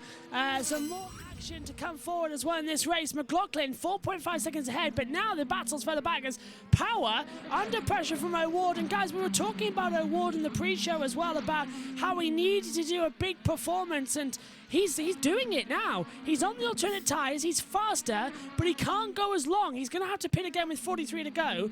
But can O'Ward at least get a podium here today? I'll start with you, Ben, and then move to Adam. Yes. Yes. Yeah, I think the right. podium is definitely on line for him if he can keep this up. I agree. I think Pato O'Ward can get a podium here today and be in the championship hunt as we head to Laguna Seca to close out the season next Sunday. And Josh as well, Pato O'Ward was promised that Formula One seat, did a test as well. Now he's sort of been thrown back to the Wolves as well. Do you reckon O'Ward is keen to prove himself a little bit? I think he is. O'Ward we could see in Formula One in 5 years. We could see him in 4 years. We could see him in 3 years. Or we could see him in 2024 with another team. Well, do you reckon he could be a sign-up for the Andretti lot? If they come in 2026 as well, could they sign him up as well as somebody else? Because they're not going to get Herta if Herta goes to AlphaTauri. Would O'Ward and who else would you pick at the pool for Andretti in the seats? If Andretti does come with into Formula One, it would definitely be O'Ward. And if I remember rightly, if Christian Lundgaard went to INDYCAR from Formula 2. Oh, Lundgaard knows the circuits. That's a good point. What do you think, Ben and Adam? Who do you want to, Ben? I think Michael wants an all-American lineup, but I got to say I haven't heard much news on the Andretti Global front in recent months, so I think that project might have kind of stalled out. I think Formula One's a little bit more excited about Audi coming in which is unfortunate because I don't see how it's any different. If anything, I think the Andretti name brings more to the sport than the Haas name, with no disrespect to Gene Haas and the effort that he's put forward. But if Gene Haas was allowed to be the 11th team, because Manor was still in the sport at the time, why can't Andretti come in and be the 11th team? It's ridiculous. Yeah. And what about Logan Sargent? He. I mean, give it a couple years, he could be the next American F1 driver. So, Josh, where's Logan Sargent going all this? Josh, correct me if I'm wrong, but I think third place in Formula 2 also gets 40 super license points, right? So yes, top 3 all get the same points in super license. Yeah. Right. So I know it was a tough weekend for Sargent this weekend, crashing on the opening lap in the feature race and only picking up 1 point in the sprint. But if he stays where he is, because Doohan retired in the feature as well, if I'm not mistaken. He did. Then Sargent would still, he would have enough points for super license as early as next year. But again, does he can he compete with the funding that somebody like Latifi brings at Williams? I think that's very doubtful. Yeah, I'm hoping Sargent should say third. He did crash into the barriers quite heavily, and it caused the red flag, actually. He crashed, went straight on as well, because he got front wing taken off him by Ralph Boschung. So I've got something on my nose and my mouth as well, which make it difficult to talk. But yeah, that did cause the red flag this morning, and he's perfectly okay, I'm delighted to say as well. But you are correct, he will have the same amount of super license points as well. So he's a direct shoo-in as well if they want him, because those super license points carries over for 2 years, starting from the next season, so that's 2024 and 2025. And if you're announced in 2025 driving 2026, you've got those points as well. But the only problem is if he wins the championship in Formula 2 next season, he can't then race in Formula 2 again, because he's a champion, so he can't race there again. You've got to go up somewhere. And the ideal thing would be see the Super Formula or coming over to the States, as we've got a problem for Connor Daly with some fire extinguisher on the back there as well. And what's happened? Fuel going in, and it's leaking out, and the internal... Oh, that's really weird. The internal fire extinguisher went off, guys. I've never seen that before. In the fuel, inside every fuel part as well.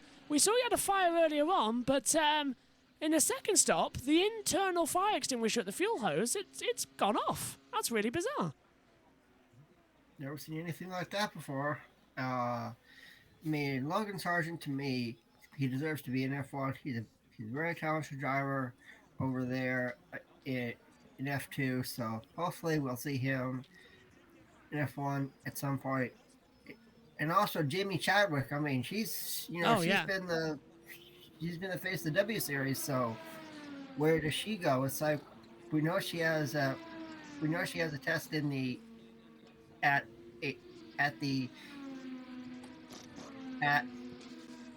Laguna Seca, with the Andretti Autosports Indy Lights team. So does she come over here and race next year? I think she does. Ben, do you reckon she'll go over there? I think she's already said if she wins the W Series title, she won't race in W Series again, which I think is fair, because she's done 3 times now. There isn't much that she can prove. She shouldn't be in W Series this year. She should be in Formula 3 at the minimum, probably Formula 2. I think she's...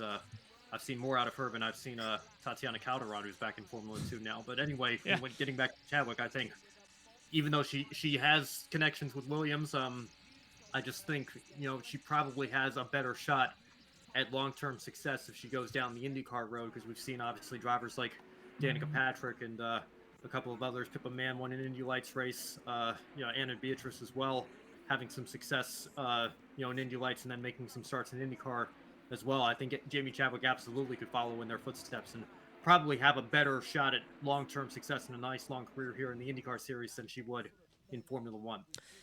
I'm saying it right now, and you three are going to gasp at this. Jamie Chadwick will be the first woman to win the Indy 500. I say it now. She's that quick. I honestly, I've never seen a female driver as quick as Jamie Chadwick. She can not only outrace the women, she can outrace the men as well. She has got something special there. And she will be an Indy 500 winner if she comes over here. Josh, does she have any... I'm just asking honestly, because I've only followed her career really in W Series, but does she have any oval experience at this point in her career? No, she's got no oval experience at all. But okay. So we have to see, in terms of the Indy 500, we have to see how she can handle the ovals. But in terms of the road courses, and of course IndyCar now being predominantly road courses. fact, she's the only female driver ever to win a round of the Euro F3 Championship, I believe. She won that back at Brands Hatch, or was it Assen? One of the two. Brands Hatch, I think. Did you say, Ben? Sorry, Ben, I couldn't hear you there. Just say it again. Oh, yeah, no, that sounds right. Yeah. Yeah, I think. Yeah, well, I mean, we'll see how quickly she can adapt to the ovals if she does end up coming over here. But she certainly deserves better than a fourth season in W Series. So I'm glad that she's made that set. She's going to look elsewhere for 2023. Yeah, it's called. Do you want to say? Go on, Adam. You first. I would love to see Jamie Chadwick over here in the Indy license. See how she does against all those guys. I think she could win races and not just one. And let me be clear. When I say I think she has a better shot at success in IndyCar than Formula One, I'm not saying a woman couldn't have success in Formula One. I'm just saying in Chadwick's situation in particular, she's not being given the shots. Side of things, I think she has a better shot at finding an open seat and being competitive, particularly a competitive seat. I don't think Toto Wolff or Christian Horner are in a position to call her up anytime soon. So if she wants to be competitive and win races and have a long, successful career, I think IndyCar is the more likely path. Yeah, I mean, she's given the shots a lot more than over here as well, because Formula One keeps shunning her out. Even Stefano Domenicali saying as well that she won't get a shot out there either, which is really, really annoying. Give her a proper race seat and give her a proper shot as well. Where on earth have those videos disappeared to? That I was just trying to search for as well. I guess on the laptop. I'll have to find them later. Let's have Connor Daly. The reason was weird. Like, I was in the cockpit, and it was kind of nerve-wracking for a while because I was like, I think my shoulder's like burning, but like I could see the fire going out. So I was like, well, let's just keep on going. So hoping that science and wind would take care of the rest of it. It was just such a shame. I mean, the car was really fast, got a great start. And yeah, I mean, everyone from Bit Nile here, we really want to get them a good result. And it's just such a shame. So many things are been taken away from us that are kind of out of our control. And that was not fun, but hopefully we can just finish strong at the next one. So you could have continued physically, but it burned up the clutch? Yeah, no, the clutch burnt up. So as soon as I came in, and we honestly had no idea how much fuel was in the car as well. So we were going to have to stop more and be out of contention anyway. But yeah, the clutch was burnt up, and usually fire does damage. So apparently that's what happened, which is a shame. Thanks. Glad you're okay. Great news there as well on the board that Connor Daly is okay after that little bit of a fire moment as well, as we see. No wonder that Joe Samaniego is now rushing probably to interview Simon Pagenaud and Connor Daly. I'll keep an eye on the Google Drive to see if he gets anything updated to us before the race ends, or even just after the race. Well, we've got a couple of minutes with the podium, haven't we? So we'll see there as well. And right. Oh, go on, Ben. According to my timing screen, it looks like Pagenaud's back on track 10 laps down. So they might have fixed whatever the problem was on his side. Okay, so he won't get a message. Thanks, Ben, from Joe Samaniego there. Okay, well, Joe, I know you're probably listening to this as well. Run and get Connor Daly. Let's hear from him from your own words and get us in as well. As into the pit lane comes Alexander Rossi as well from 7th position as well. Yeah, I'm noticing now because it says run on my timing screen, so you are correct as well. Simon Pagenaud, 10 laps down on the board as well as Rossi pits. He's on the red alternate tyres. He's going to stick on another set of red alternates in this race as well. And Rosencrest is in too as well. I think, Josh, I interrupted you a few moments ago. Were you saying something about to? I'll throw it back to you if you were. Have you seen the Chris Medland tweet? No, I have not. What's on the Chris Medland tweet? Helmut Marko just told me an agreement has already been reached with all parties for Colton Herta to join if he is granted a super license by the FIA, yes. And he expects a decision by Monza. So, we didn't know about the Monza bit, did we? So that's interesting. Ben and Adam, get your reactions first. Who wants to go first? No, that's the same tweet okay. Medlin put out a few hours ago, so I didn't know if that was like a new tweet that had come out, but yeah, and of course, I believe Monza's next week, right? It's yes. a triple header here, so we should know very shortly. Like I said on the show today, I hope that common sense prevails, and I hope that, I mean, it should be as simple as you have a nice resume here. We want to offer you a seat. and we're ready to go. Yeah. You know, Look, Lundgaard stalled. Sorry to cut across you.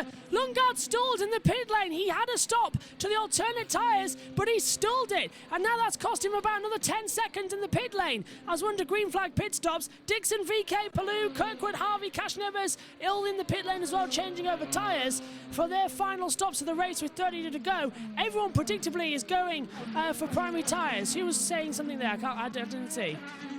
No, I'm just reiterating the point about her. I hope that the exemption is approved because, Yeah. you know, like, I mean, people know where I stand. I'll let Adam chime in. Yeah, I agree with you. I agree. I completely agree, Ben. If Colton Herta does get into F1, you think about it. You think about how many American races will be over here next year. Think about the Netflix Drive to Survive series. I'm surprised we haven't seen an American F1 driver for a while. And into the pit lane as well came the race leader, Will Power. He too has put on the primary tyres, I believe, waiting for it to confirm. So McLaughlin takes the lead of the race. Second place now as well. The timing screen's trying to take out his Power. Ward is third. So McLaughlin does regain the lead of this race after McLaughlin already, I think, has been through the pit lane again for third time. Yes, so again, it's changed the complexion of the race, but McLaughlin leads by 1.066 seconds as well. So that's the update there from the pit lane. I don't know if Ben wanted to reply to what Adam said as well, because I thought I've just jumped in there for a second. Are we all good? Yeah, we're good. I don't have too much to add. I just, like I said, you know, it's tough for me to remain objective as an American here. I might seem biased, but we need an American driver on the grid, and Herta can be that driver. He has the talent to be that driver. It's just unfortunate that he's missing some points because he competes in an ultra-competitive series, and it's significantly tougher to get them than it is in something like Formula 2. So it looks like it's all going to be good then as well. Just find the thing I needed to see as well as they come back through. Josh, quick question to you, then I'll throw it back to Adam, because I know Adam wants to say something, although Ben's noticed something on the timing screen I noticed as well, so all three of us got something to say as well. Just quickly to you, Josh, as well. With McLaughlin pitting, did he put on alternative tyres? I know you can see the timing screen like me, but mine has frozen on my end. So what's yours saying? Is it alternates? Mine is saying the alternates. Yes. Right, okay, so that's an interesting call that he's going to go 30 laps on alternate tyres on the Reds. That could be a stretch. He might have to pit again, so it might be a four-stopper.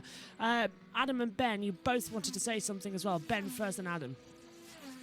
Well, it was actually a question for you, Josh. I was wondering if you think if this exemption isn't approved, do you think Colton Herta would be willing to essentially sacrifice a year of his career and do a season of Formula 2 with Red Bull backing to be eligible for the seat at AlphaTauri in 2024? I think he would, just to get experience on the European circuits. But I can't see him leaving INDYCAR when he's got a championship-winning car to go and do Formula 2 for a year. But that's the thing, Josh. I'm not convinced he has a championship-winning car right now. Just really? The way Andretti, with how far back Andretti are from Penske and Ganassi, I mean, we'll see. I wouldn't put it past them to bounce back this year, but I think, or bounce back next year, rather. But this year in particular, I don't think Andretti has been at the level necessary. I mean, you look at where Rossi is right now as well. None of their cars are in a championship fight, and they have three very talented drivers there, and definitely I know Dave Francesco's a rookie here. You know, maybe it's worth giving him another year or two to see if he improves. But none of our drivers are anywhere close to a championship, and you know, we all know what they're capable of.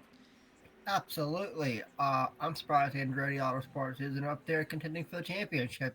It's either gonna be a Chip Ganassi car or a Team Penske car winning the championship. Andretti this year is it's surprising, but next year is a new year, so who knows? Maybe Andretti Autosports can get their mojo back. I think you're right. Okay, so if the cars, I don't know, it's too late though. Hang on, what we're seeing on NBC see it. Oh, the lines of Power and McLaughlin. As Power's close to a second to McLaughlin, so we're 28 to go. We'll keep an eye on that as Ericsson leaves the pit lane. So okay, I think when's it too late, though, to cut off? Because the IndyCar season starts in February next year. Formula 1 starts in early March to get the season in for 24 races. But you've also got pre-season testing of Formula 2. I think it's going to have to be done in Monza next week. I think that's the latest you can make the decision. Last weekend, but that's also the last weekend of INDYCAR. Why would you make an announcement when your driver's in America? You would want to do it in a big glitz and glamour. I reckon a deal will be A deal will be finalised at Monza, and then it'll be announced at Singapore officially. Once the INDYCAR season's done, and I think it will be that if he's granted this exception, he'll be in Formula 1 with AlphaTauri. If he's not, he'll have to go to Formula 2, as we've got a full course caution, and bingo, Jimmy Johnson is into the wall, and he's damaged the rear wing, he's damaged the left-hand suspension as well. How's he done that, I don't know, but with 27 laps to go, we've got a full course caution out as well, and now it's pit stop time. So that's 2 spins for Jimmy Johnson today, but into the wall, down at turn 1, he's perfectly okay. But that's a weird one down there as well. Broken the rear wing. Go on, Ben. Josh, I'm glad we've got your international stream here because I'm watching a Dr. Oz ad right now for the U.S. Senate. So, unbelievable. Yeah, they've missed the only caution of the race, and we're glad we got this one then. So Jimmy Johnson is out of the race. We're back now. Okay. NBC's back. And here's the replay. Coming down, he's got Venus VK right behind him. Don't tell me VK runs into the back of him. Down towards the breakers of a turn. Oh, VK clips him. VK clips him. Johnson, so VK comes across to the outside out on the track as well, switches back, pushes him into the wall. What on earth is Venus VK doing there? To me, that is at least a ban for VK for a race, because that is just, that's not having your blinders on. That is ridiculous. He just forced Johnson into the wall for no reason. He didn't even think he was there. He thought he jumped out of the way. They won't ban him for a race, but he'll definitely get a stern reprimand for that. And yeah, I mean, we were talking about how Jimmy had spun already and he was off the pace, but you can't put that one on him at all. I think the point is pretty clear for that one. Yeah. And into the so this is going to pits are open as well, and I'm going to ask Josh as well to keep an eye on the pit stops, because if we miss any, he's got the timing screens to see who's coming in, because we've just had green flag pit stops as well. Half the field came in to change over. In fact, everyone has done 3 stops, bar Daly, who's out of the race. So they're all now going to just start twiddling their thumbs and thinking, do we pit, put on a set of the alternates and go to the end? But everyone's already on alternates, so this is a really strange situation. This caution has come at a weird time as Simon Pagenaud does pit, but he's already way down the order. So caution's out at the wrong time. And Power's only got 47 seconds left to push to pass. McLaughlin has 83. So once again, we're seeing Power being a bit too greedy with that device, and McLaughlin just not needing it today. By the time we reached the first pit stop as well, about lap 30, he hadn't yet touched the 200 seconds of push to pass. He's only used it in the second half of this race, as Pato O'Ward now and his race chief looking a bit worried on the pit wall, because they know that they were racing towards the front, but they didn't want to have Newgarden directly behind them. But Newgarden's only got 27 seconds of push to pass left. O'Ward's got 40, so I think he's in an okay position here. But this is, again, guys, changed the complexion of the race. So are we still confident with our pick of winners? Because I'm not with Lundgaard. I am. All right, it is. Well, I mean, if Adam's confident, he's got to go through my guy first, so I'll remain confident. Well, Josh, if you it's a Kiwi versus an Aussie. Okay. Guys, if we have a moment here while we're under yellow, I do have some breaking news regarding the ARCA series and maybe affecting the Encore show tomorrow. The DuQuoin race has been postponed till tomorrow due to unfavorable track conditions, so that may throw a wrench into our Encore plans. We don't have a rescheduling yet. I can't imagine that they'd wait until the nighttime to run it on Monday as well, so but we'll keep an eye on that. Let's go down pit lane and get an interview with the managing director and strategist for Will Power. All right, he's in this position by being consistent and finishing up front all year. How aggressive will he be to try to pick up a few more points and get by his teammate for a win? Well, we've had a great car today. I mean, the Verizon Chevy's been strong. All the Team Penske cars have been good. So, most important thing is we bring this deal home, and we do what we've been doing all year. If the opportunity presents itself, I'm sure we'll take it. But I think we just got to keep charging forward here. He's been debating what tire he likes throughout the day. Is he on the compound that he prefers for this last stint now? I think so. I mean, with the restarts, I definitely think the Red's the preferred tire here. So I think we made the right choices, and we'll just try and bring this thing home today. That's what he's got, and that's what the people in front and behind him have immediately. Dylan, Let's chat with Taylor Kyle, who's the strategist for Pato Award. They run third right now. So you said win or bust. Here's a restart with a few laps to go. Is this a position you want to be in at this time in the race? Yeah, I think so. I think with the driver that we have, this is a perfect scenario because he's as good as it gets on the starts and restarts. So we've kind of done everything we could with the strategy in front of us. We took a gamble to put used reds on to end the race, but we thought it might give us the best shot in a situation like this, so we'll see. Yeah, you did talk. You had a set of new blacks sitting here too, so why the used reds at this point? We felt like our balance was better on the reds. He did a great job of conserving through the stint on the reds, so we felt like it was a better tire. All right, thank you, Taylor. So at the moment, with Powers the twos, that's 1 bonus point as well. That's what Joe's just talking to as well, so I thought we were going to hear some pit road there. We've got VK. Car 51 failing to stay with pace car has been given an order to drop behind car 28. So that's the 51 of Sato to drop behind Grosjean, and he has done so as well. And Joe Samego has texted me as well saying, do we know all lead laps? As far as I know, only McLaughlin in the lead as well. Power did run 2 laps in the lead on the last pit stop, but other than that, I think it has only been McLaughlin. Rahal had 2. Rahal has 2. Has some. And anybody else? Can't think of anybody else who's had race lead today. Lungard has won. Yeah, Lungard won. I'm texting my own pit reporter as well. Joe Samiego's out there today to get everything. I can't spell Lungard, guys, as well. So, with 23 to go, it looks like we're going to have a 20-lap sprint as well. Tyres look okay. Who do you think is going to make the best progression up the field? Who are you going to keep your eye on at this restart? And I'll come to all 3 of you actually. So first we'll go Ben. Just noticed Alexander Rossi's up there in P5. He's the top Honda right now. So we'll see. Scott Dixon's right behind him as well, though, and he's got a championship to worry about. So I'm sure he's going to be on the power as well. I'm going to say Scott Dixon from New Zealand, and then another driver for to keep my eye on is Colton Herta. Josh, got anything before we come to the green? Who's your pick to keep through the field? Dixon. Oh, good call, Dixon. And good call from Adam and good call from Ben. Okay, ready, steady, go. Green flag, race on again here for our second start to the Grand Prix of Portland.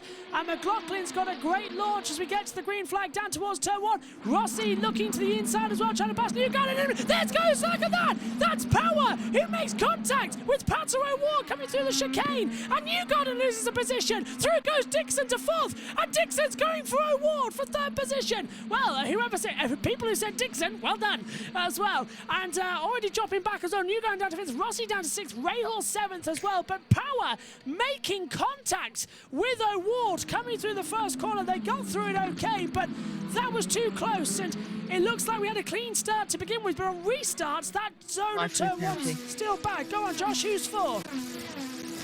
So, VK's got a drive-through penalty for the avoidable contact. So VK with a drive-through penalty. That's okay. Power setting after McLaughlin. Adam and Ben, first to Adam as well. What did you make of that restart? It was all over the place. I said Scott Dixon would make moves, and well, I was right. Ben, I think the moves were made for him. I see we're getting a replay here. Do you want to talk us through it, Ben? I cannot believe that the 2 of them kept it straight here. Let's see what happened. Turns it in. And yeah, O'Ward hits Power. Power then hits O'Ward, and Newgarden whacks the side of Rossi's wheel. And coming up there, Rahal takes Rossi for a bite. Dixon looks at the inside of O'Ward, and O'Ward shuts the door. So nice and tasty on that one. Full course yellow was only out for 6 minutes. What do you think, Josh? Yeah, incident between O'Ward and Dixon is under steward's review. Oh, is that because O'Ward came across the track and blocked him in the braking zone? I believe so. Oh, penalty! Pato O'Ward, give up track position to car 9 of Dixon. Blocking. It was. So Dixon has been told to let to go by Pato O'Ward. And when's he going to do it? Down the start straight, should do. Dixon's going to easily brisk. Oh, problem! Suspend, look at that from the back. On the rear left tyre for Pato O'Ward, some of the aero damage has come loose. And that's going to be rubbing against the tyre. So this is another problem for Pato O'Ward. Look, he's struggling for grip as well. It's affecting the balance already of the car. Well, this is a big change in the championship swing now. Pato O'Ward fought himself back into the title hunt, and now it could all be over again. And it's the same side that caused him problems at Long Beach last year when the season rounded out. I think he's okay as long as it's just cosmetic. It will obviously not be a good aero advantage for him, but he could continue on here. It might not be catastrophic, but obviously with how far back he is in the championship, he basically needs to win in order to stay alive here with how many championship contenders are running up front right now. Yeah, he's 64 points back at the moment as well. I think I just talked over Adam, who was getting ready to say something. Yeah, right now it's Scott McLaughlin's race to lose. I mean, Team Penske is 1 and 2, so it's been a dominant day for Team Penske up there in Oregon. Newgarden here. Diving on the inside turn 1, and Herta makes the move on Newgarden. That was crucial for 6th position as well, so Herta's throwing wrenches at Newgarden. As it stands now, Newgarden is on 507 points, and he's 16 points back to Power. So Power's got a big advantage going into Laguna Seca in 7 days' time. And Newgarden's all over the place. He's losing time already. And look at Rossi. Rossi's coming back. So Newgarden's all over the place. Rossi's made a mistake now. Lundgaard's coming back into it after his bad stop. So that safety car or caution really helped Lundgaard get back in the strategy here. 19 to go. Fastest up of the race is Newgarden with a 59.587 as well. Look at that, Rossi's up the inside of Newgarden. So Newgarden's on those primary tyres, isn't he? Yeah. And he's one of only 3 cars out there. Well, Pagenaud is laps down now, 11 laps, so he doesn't count with the tyres. But that is Newgarden and Alex Palou who are out on the primary tyres, everyone else on the alternates, and you're seeing the effects as it comes through turn 1 and 2. Look at how much slower Newgarden is. He's being passed by everybody. Well, I think Team Penske have had a Ferrari moment here and put on the wrong tyre compound, because what on earth is all this? It's costing him the championship. 20 points back now. It's done. It is done. Absolutely done. And who said Will Power would win the championship? Me. Well done, Adam. I'll give you a round of applause, because I think I want the lottery numbers. Oh, and that is Sato going for a flying machine. Well, he's used to cars coming off the side of the track like that into this path as well. Usually it's him being collected as well. Heidfeld and Sato back in 2002 to start with. So points as they run sees Will Power on 523. It puts Scott Dixon on 503, Newgarden on 501, and McLaughlin on 482, and Ericsson on 481. Makes the gap between the top 5 42 points as well. And Palou is 66 back, he's out of it. And O'Ward is 67 back, he's out of it. So, well, it's kicked out 2 from the 7 coming in this weekend. It makes it easier, though, to work out who's going to win the championship next week. Ben? Yeah, well, Ericsson was riding that double points wave from the 500 for a while. I think it might have finally caught up to him here. I'm impressed with how long he stayed in the championship fight, given his lack of experience compared to his teammate Scott Dixon, and of course a very tough teammate in Alex Palou, who's the defending champion. So all credit to him, but it looks like the championship might be slipping away there. 20 points is hardly insurmountable, though. So if you're Will Power, I don't think it's too easy just yet. If that's how it shakes out, you got a couple of heavy hitters behind you, but Power's certainly looking to be in good shape here.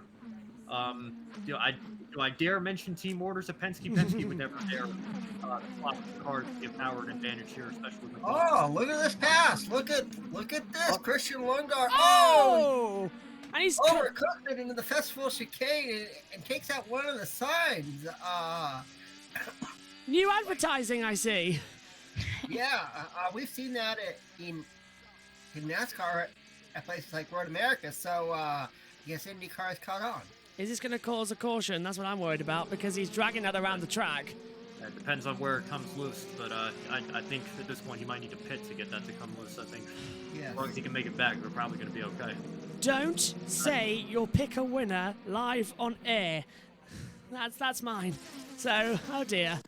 Well, he was going for the move, as Adam says, on Rossi, but he overcooked it into the first corner, and now he's dragging the bollard around the track, so Lundgaard is out of it. If he drops out, look, he just might get back to the pit lane, actually, because it looks like it's actually jammed onto the front there, but... Go on, Josh. I'm having flashbacks of BTCC Foxton. Yes, Jade Edwards, who took around the quick fit board for a couple of laps. And actually, the whole race, didn't she? And then she cooked the engine and wasn't in race 2. Yeah, here it comes. Yeah, it was... As Christian Lundgaard makes it back to the pits, yeah, it was the Foxton racing board with the half yellow, half green board. And as it gets removed now... No damage! No damage, which is very surprising. And Christian Lundgaard is released. I've just but seen... all the way down. I've just seen that TV screen that's still lopsided and I haven't managed to fix it because the hydraulic thing's bust as well. Anyway, that all happened when Ben was talking through a point. So, Ben, if you can remember your point, I will throw it back to you. I was bringing up the idea of, you've got 2 Penske cars at the front, but the idea of team orders, I think it actually cost Will Power the championship in 2012 because he was second at Sonoma to Ryan Briscoe, and they let Briscoe hold on to that win. If they had made the swap, with how close that title fight was with Ryan Hunter-Reay, I believe Power might have still had a shot at the championship after the season finale of Fontana. So it's bit them once before, but I think I don't think Penske's the type of team, and IndyCar's not the type of series where you're going to see a move like that happen. So I was just floating out the idea of maybe McLaughlin, recognizing that his championship is a long shot at this point, letting and it would be over actually with Power running as strong as he is. Would he let Power through to give Power the additional points for the championship? But I think that's more just a theory than anything. I don't think you're going to see that in reality. I hope that's a theory, but as you say, I'm not advocating for it. I'm bringing it up because you do have to wonder with teammates in the situation there. Well, it's not the first time we saw that happen as well. In fact, in the touring cars last time out, didn't we, Josh, as well at Thruxton, because we saw Ash Sutton being let through by Dan Camish to take the race win, and this is the battle how it started. I thought I saw penalty. Oh, go on, Josh. Who is it? Give up track position for Roman Grosjean short cutting course. Is that to drop in behind the 51 Asato? Yes, it is. Oh, for God's sake! So that and that's at the inside. Carl Kirkwood being aggressively attacked around the outside to the first couple of corners by Marcus Ericsson. That moves Ericsson up to 12th position. Malukas is on the back now as well of Kirkwood, and I think as well Malukas is on alternate tyres. Yes, he is, and Harvey's on it as well. But coming through. I do wonder as well if we will see team orders come in. I do agree with you, Ben. It's something we have to talk about just in case it does happen, because it's not unheard of to happen. And we know that McLaughlin is 41 points back. There's only 50 on offer for a race win. So honestly, for him to win this title, he is going to need Power, Dixon, and Newgarden and Ericsson not to score any points at all next time out. So basically, so actually, if McLaughlin's only 41 back, then he would still have a mathematical shot if things stay as is. Obviously, you need a lot of luck and Power to basically finish last, and McLaughlin to have a perfect weekend. But if he's still in contention, then forget everything I just said, because he's not going to give up that chance, even if it is a split one. Well, it's just about as I nearly bring the entire commentary box set down because my chair that I don't know why I have behind me, my lovely GT Omega chair, I don't know why it's there because I stand up at the moment. Points as they run, there you are, Ben. Power 523, Newgarden's 20 back, same as Dixon, they're level on points on 503. Ericsson's 40 back, McLaughlin's 41 back, and then out of it now would be Palou and O'Ward, 65 and 67 points back. And it's not a double points finale, is it? It's still 50 points in the last round now, isn't it? That's right. So so it would be a very much a long shot, and I think you would need some bonus points for McLaughlin and Ericsson to get up in there and challenge Power, and Power obviously to have a horrible race weekend, but it would still be mathematically possible. So McLaughlin's definitely not going to let Power by here. Nope. It's called, you may have gotten another pickle winner point for today, Ben. You did say Scott McLaughlin would win, so well, 2 of the 3 I picked on the pre-race show were the pole sitters, and then my pick Joey Logano ended up taking the pole. So I figured I'd just keep up with the theme here and go with McLaughlin. It looked like it's working out for me so far, and we got 11 laps left to make it happen. Josh, did I ask you your pick a winner? I know. I think I asked you it yesterday, didn't I, after qualifying? Don't think I had a pickle winner. I think I said willpower in the qualifying. You I'll did. scroll You did, back. Josh. You said willpower yesterday. Adam's got it written down, and I remember now. Yes, I told Adam to write it down. Yes, I remember. Yes, so you said willpower. So you've gone with Adam as well, and I think I said Lunggarden as well. So that's throwing my egg on face as well as it comes in. But I generally thought he had a shot. I generally thought, and I'm a bit of an underdog supporter myself as well. So I think that's where it gets me. But I'm on 16 points in Pick a Winner, so I was right 16 times this year out of the God knows how many hundreds of races we've commentated on in 2022. I think it's up there. I know we could probably calculate it, to be fair, if we're really thinking. Somebody usually calculates how many sessions I've done throughout the year, how many races we've done live, how many practice sessions and everything as well. Somebody calculates that for me and literally gives me a very long list as well. And they're actually hating me this year because the person who does it is actually my friend who watches along on the circuit as well. And they are hating me this year because there's a pair of them now, actually, he and she, and they watch it all. And they are so annoyed at the amount of commentators that I've been on this year is the longest one we've had all season. So it's now the name call at the end of the year that I've got to read off. They say it's going to take about a minute of just pure names, which is amazing to see. But with this as well, Adam, Adam was already on early on, and Ben, you now get added to the list. Although I swear you've already been on something this year, Ben. I think something with the 500, I can't remember. But might have been. I know we were doing some collaborations there at some point. I think you had me on for a recap. I haven't been on for a watch along yet. That's it. Yeah, I had you on for a recap. There we go. I remember now. Yeah. So, Josh, you noticed something there on your data screens, didn't you? Because I heard you go woof, something along those lines. I've just seen the Pick a Winner standings. Oh yeah, you're 9, aren't you? And it's you, me, and then Megan all in a line. Yeah, I know. Oh no, that's an old one because Julie is sort of in between us now. Julie has managed to get up there today. As well. Yes, this is as of September 1st. Yeah, Julie is stuck up with her Pick a Winner today, which has put her in as well. So, good one from Julie. Oh yeah, Julie got added to the roll call today as well, as did Kobe as well with the Grid Network bits as well. So they're on. It's going to take a long time. Basically, everyone I work with on Grid Network, ERC, and then on PSGL, then on Grid Network as well, USON, everybody. It just gets insane at this point. But better to have a nice roll call. 8 laps to go then here. Yeah, as AIJ says, wow, only 8 laps left. See, it goes by quick, and we've had a great discussion here as well, and a great race call. I've enjoyed every second of it once again with you guys as well, and I look forward as well to hopefully doing more stuff when we get to F1's American Grand Prix as well later on in the year. And I know because we've got 3 practice sessions to fill, you're more than welcome to come in the box. I know, Ben, you're busy, but I want to get you on with some things as well throughout the year with your things. And plus, we're on the Encore show together, so that benefits some things as well as it comes in. And I know you said something, Ben, as well about the Encore show. Just to let you know, free as a bird as well. So even if it's 2-3 a.m., I'll be there and I'll set an alarm and I'll be on the show. Love and enjoy it as well. Yeah, of course, that's still up in the air depending on what happens with this ARC at DuQuoin being rescheduled, but we'll figure that out and give the viewers something to look forward to there as well.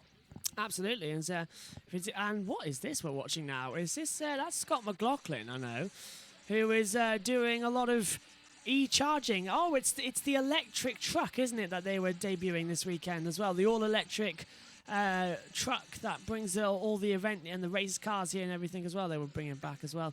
That was a feature. That's a sponsorship deal with Freightliner there, probably. That's sponsored. Yeah, that's it. I've never seen an electric truck before. That's quite interesting. I wish they would do a motor show. I really wish they would. An INDYCAR motor show at the start of the year with all the technology would be fantastic. I'd go. I know we used to have here in the UK Autosport International, and it used to be in Birmingham. And I think, Josh, is it back next year? You'll probably know. Is the International Autosport show back next year at Birmingham? I think so, I want to say. There is one next year, says IIJ. There is one next year. Oh, brilliant. Oh, good. I'll look at going at that then. If it's not on the same weekend as a race. It's been announced. What's the dates? And then we can clarify it with Formula reschedule, but I'd love to be at the Autosport International show. So many great people there as well. Just to let you know, McLaughlin's 1.3 seconds ahead of Power, and Dixon's 1.5 seconds behind Power. So the top three separated by 2.9 seconds and are closing down as they, as you see on your screen, quite clear of everybody. They're just going through the first chicane now, actually, as you can see, all together on your driver tracker. As we see Pato Ward and Rahal close in to it as well. 5 laps to go then. And that's been a bit of a weird race. It's already going to be over. I'm a bit disappointed. I wanted to keep it going as well, but all good things come to an end. 16th of January. 13th and 16th of January. Oh, very nice. In Birmingham as well. If only I knew somebody who always went to Birmingham as well. Hello, my sister, who is an accountant who also goes to Birmingham quite a lot as well. Joe has asked as well, has Dixon led a lap yet today? I don't remember Dixon leading a lap. He might have done at one point. No, Adam's shaking his head. Ben? I don't believe so. I don't have time to score. No, hang on a minute. Oh, have you got it, Josh? That was 2022, hang on a minute. Oh, there was one this year? Oh, blimey, I didn't know that. I thought it got cancelled again. I don't know. 12th to 15th of January. 14th to the 15th of January is the public dates. I bet we can get in with the media. If I can get with touring cars and media, I bet we can get in here as they come through. Yeah, So Joe, I know you're watching. I don't think Dixon's led a lap today. No, he's been too far back. Even in the pit stops, he was pitting with the leaders every time. So I can see Adam nodding his head in agreement. And AIJ says, yes, media for you. Yes, media. We can hopefully get in with the media credential as well, and we'll go around. Oh, I'll start planning that then. That might be something. In early January. There's a Formula E race on that day to scupper my plans as well. Do you know, I think it's the start of the Formula E season. No joke, I think it is. Have a look. I think that's the start of the Formula E season in Mexico on the Saturday. And it's only a single race, so I might be able to do the Sunday. Not too sure. Or maybe the Friday. I'd like to go on one of the days and do some live talking around there. Mexico City, January 14th. So you could go on the 15th. I could go on the 15th, yeah. I could actually, and do some events, and even on the things as well, before that we can get it done. So that's something to look at. McLaughlin leads 1.3 seconds to Power. So it's going to be Ben, who at the moment might pick a winner correct. And that's good, actually, that you get to pick a winner on the one race of the year we share with the Grid Network as a coverage. So well done, Ben. Have you got some champagne there or something fizzy that you can drink? Have you got something to celebrate with? I'm just finishing off one of my Baja Blast cans here, so I guess I'll take another swing at that to celebrate. It's not over yet, though. We still have 2.5 laps, so we'll see if he can hang on. Yeah, and Power is using all of his push to pass as well. He's down to 16 seconds now, and he's 1.1 seconds back as we've lost a little bit of audio there. The onboard camera's not doing their best of picking up the audios with our systems as well. We can get track camera. You've been hearing the track noise behind you all throughout the race as well. But onboard cameras, they all seem to go quiet. We had that in Formula One as well earlier on today, and also in MotoGP. But at least we've got some audio as Power cuts it. 2 to go here at Portland as Power is hunting down McLaughlin. Come on, let's have a proper 1997 style finish as well. You've got the time, and Power's actually falling back into the clutches of Dixon. The gap is 0.8 of a second. So, okay, guys, predictions. It's a simple yes or no. Is Dixon going to pass Power in the last couple of laps? Adam? Yes. Ben? Power's too good. I don't see it happening. Josh? Don't know. All right, so that's one yes, one no, one I don't know. I'll agree with Adam. I think Dixon can pass him. But Dixon's only got 9 seconds to push to pass left. Power's got 13, so there's that to play with as well. But either way... Power's got 5. Oh, wow. Power's really used on that last lap now, so he's got 5. Okay, so maybe Dixon will take it. White flag. Maybe. White flag in the air here as they head in towards turn 1. McLaughlin is going for yet another win. Scotty certainly does know how to win an IndyCar as he comes through as well, trying to have it through. And with this win, yes, he's 41 points back, but could McLaughlin now try and take a perfect weekend Laguna Seca and take a win, or is this a consolation prize for the title? What do you think, Ben? And then Adam. it's probably a consolation prize. I mean, like you said, Josh, he would have to be absolutely perfect, and even then, he's going to need quite a bit of help if he's going to win this championship. So not out of it mathematically, but I think more realistically, it's probably going to be a nice consolation for him, and just go race like hell next weekend at Laguna Seca or whenever the next race is. What do you think, Adam? Yep, I think it's a consolation prize, and it's Willpower Championship to lose as we head to Laguna Seca. It's once, it's twice, it's 3 times a winner in 2022. Scotty Mack wins at Portland. Second goes to Willpower. Scott Dixon makes it in 3rd place. And that is a fantastic win. It's win number... I'm trying to think. Yeah, win number 3 in his career as well for Scott McLaughlin. Just double checking that with my stat sheets. Pato O'Ward comes home in 4th, 13 seconds behind these top 3. 5th place for Graham Rahal as well. 6th for Herter, 7th for Rossi. Newgarden is 8th, Ilott 9th, and Rosenquist rounds out the top 10.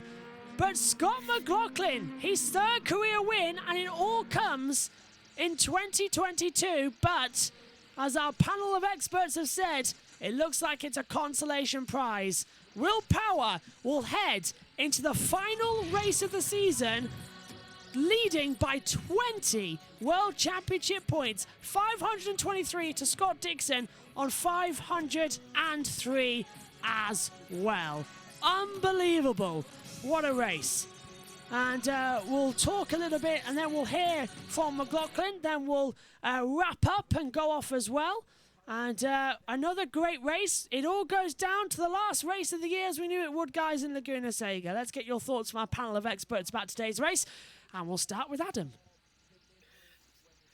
Scotty Mack from pole position to winner. There's something in the water down there in New Zealand. Congratulations to Scotty Mack. He does it again. You know, he matches his car number for wins in 2022.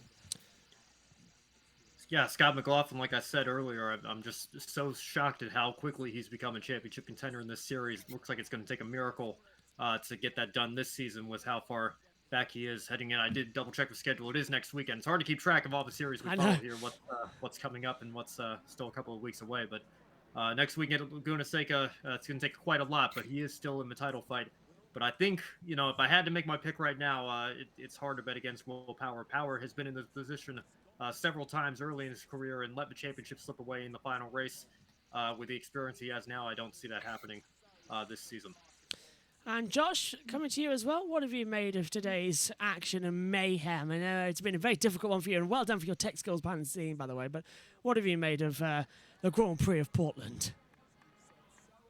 Well, one thing we come out with is that Pato O'Ward is now eliminated from the championship hunt. The 5 drivers are Power, Newgarden, Dixon, Ericsson and McLaughlin can all win it. And I'm just pleased that we actually got the driver tracker working for once, and it's not laggy anymore. Yeah, it's working perfectly as well, as Scott McLaughlin will get out of the car very gingerly as well, actually being assisted out as NBC come back on air. We'll hear from our race winner, and then we'll sign off here from round 16 of the 2022 IndyCar season as well. Just a reminder on the Grid Network as well that Joe will be uploading loads of the interviews as well with everybody and doing a special wrap-up. And tomorrow, our Grid Live wrap-up show will be on at midday Eastern. And then at some point later on in the evening as well, we'll have coverage of the Encore show with Ben and myself on as well. But we'll both be on the other show anyway, so you'll get a double host. And it's a rollover for Scott McLaughlin as well. Well, he's used to being upside down, isn't he, from with a New Zealander? So it makes perfect sense for me that he wants to be upside down. Anyway, let's head down then and listen to him. From victory lane at Portland International Raceway, McLaughlin led 104 of the 110 laps today. This works out perfectly. You come right to me. This seemed routine. I'm sure it was anything but. What was the key to this drive and holding everyone else behind you? Yeah, I don't think the car felt really good in that first stint, but as the race went on, sorry Benny, it got a little bit worse. So just had to really like sort of concentrate on where I wanted the strengths in the car and work with those, and then the weaknesses I just tried to make the best of them. So, but the Freightliner Chevy all weekend's been fast, and it's been right there where we needed it, and the team, the 33s, got the job done in the pits. I'm really proud of them. We did exactly what we needed to do this weekend, and that was win and get max points and keep ourselves in the fight. Yeah, we're a long shot, I don't care, but we're a shot, and I'm looking forward to it. I've asked you this before, but I think we have a larger audience now with you in victory lane. Could you imagine 2 years ago, maybe you could, because that's what type of champion you've been, but where you're at now in your development as an IndyCar driver? Yeah, look, when Roger and Tim gave me the opportunity to come over here, you know, I was thankful for that, but it was my next step, you know, it's my next challenge, and I took it on board very seriously, and I knew it was going to be hard, but I thought one day I could win. But the ultimate is obviously to win a championship in the 500, and I'm not going to stop there till not going to stop till I get one of those, and or at least both. So it's a long road to climb, but you got to have goals, and it's just, you know, it's the same for everyone out there. You know, you just got to have dreams and dream big and try and get it done. Championship is still alive for this season. This is what you wanted, just to get to WeatherTech Raceway Laguna Seca with a chance. So we're telling you, there's a chance. Well, I'm a big golf guy, and the media spot is actually at Pebble Beach, so I'm really excited for that. So I just wanted to be in the championship fight so I could go to Pebble. So it's working out. We're going there. Can't wait to see you all there. I'm so excited. Now I'm going to have a beer. And what was it you were told? If you're in the championship and win the race, you get to play at Pebble? Are we going to hold somebody to that? I think Greg Penske told me. So, Greg, you told me I could play Pebble. So, yeah, all good. As long as I can bring some friends. All right, I helped everybody remind him, so I'm one of your friends. I'll be there, too. That's Scott McLaughlin, a winner at Portland, Diff. And that is absolutely fantastic. I can barely hear myself anymore throughout everything as well. Let's leave you then with the complete championship standings as well. And first of all, what we see, Will Power now leads this championship, 523 points. Scott Dixon's on 503. He's tied as well with Joseph Newgarden. Marcus Ericsson is third on 484. Scott McLaughlin is fifth on 482. They have 41 points separating them all going into the last rounds of the championship as well. Your full race results here just quickly. We'll say goodbye to our panelists as well. It's Scott McLaughlin who takes the victory. Will Power is second. Third for Scott Dixon. It's fourth Pato O'Ward as well on the board. Fifth for Graham Rahal, sixth Colton Herter, seventh Alexander Rossi, eighth for Joseph Newgarden, ninth Callum Milot, and Felix Rosenquist is 10th. Marcus Ericsson is 11th, Alex Palou is 12th, 13th for Carl Kirkwood, 14th David Malukas, 15th for Jack Harvey, Devlin Di Francesco 16th, Helio Casneves is 17th, 18th for Takuma Sato, 19th for Roman Grosjean, 20th for Venus Rique. Christian Lundgaard 21st, Dalton Kellett is 22nd, Simon Pagenaud 23rd, Jimmy Johnson is 24th, and Connor Daly was the retirement as well in 25th position in the pit lane. Of course, Pagenaud was 10 laps down. Jimmy Johnson crashed out of the race and brought out a only caution, and a fire in the pit lane meant that Connor Daly as well went for a little bit of an early shower and a nice foamy soap as well. Okay then, guys. Closing arguments from this race as well. We'll go in a little bit of reverse order. Joshua Smith says, last time we had an Oceania podium as well was the second Firestone Twin 275s from Texas. That race, Will Power, Scott Dixon and Ryan Briscoe won the podium. Interesting stat there. Yeah, well, right now, Will Power and Scott Dixon are on the podium once again here, with Scott McLaughlin replacing Ryan Briscoe there. It's a great stat there, Joshua Smith, as well. Coming through as well. So then, Ben, as well, coming to you first of all. What's your overriding memory from this weekend at Portland? Well, he's established himself as the championship favorite at this point. I know we still have 5 drivers still mathematically in the fight, but with O'Ward being eliminated, it will mark the 20th straight year that it's been one of the big 3, Penske, Ganassi, or Andretti, taking the title. And I believe, if I can think back, Ryan Hunter-Ray was the last one for Andretti, so a 10th straight year it's just been Penske and Ganassi, if I'm remembering right. So 2 of them in particular really had a dominant hand on the championship these last several years, so it looks like that's going to continue here.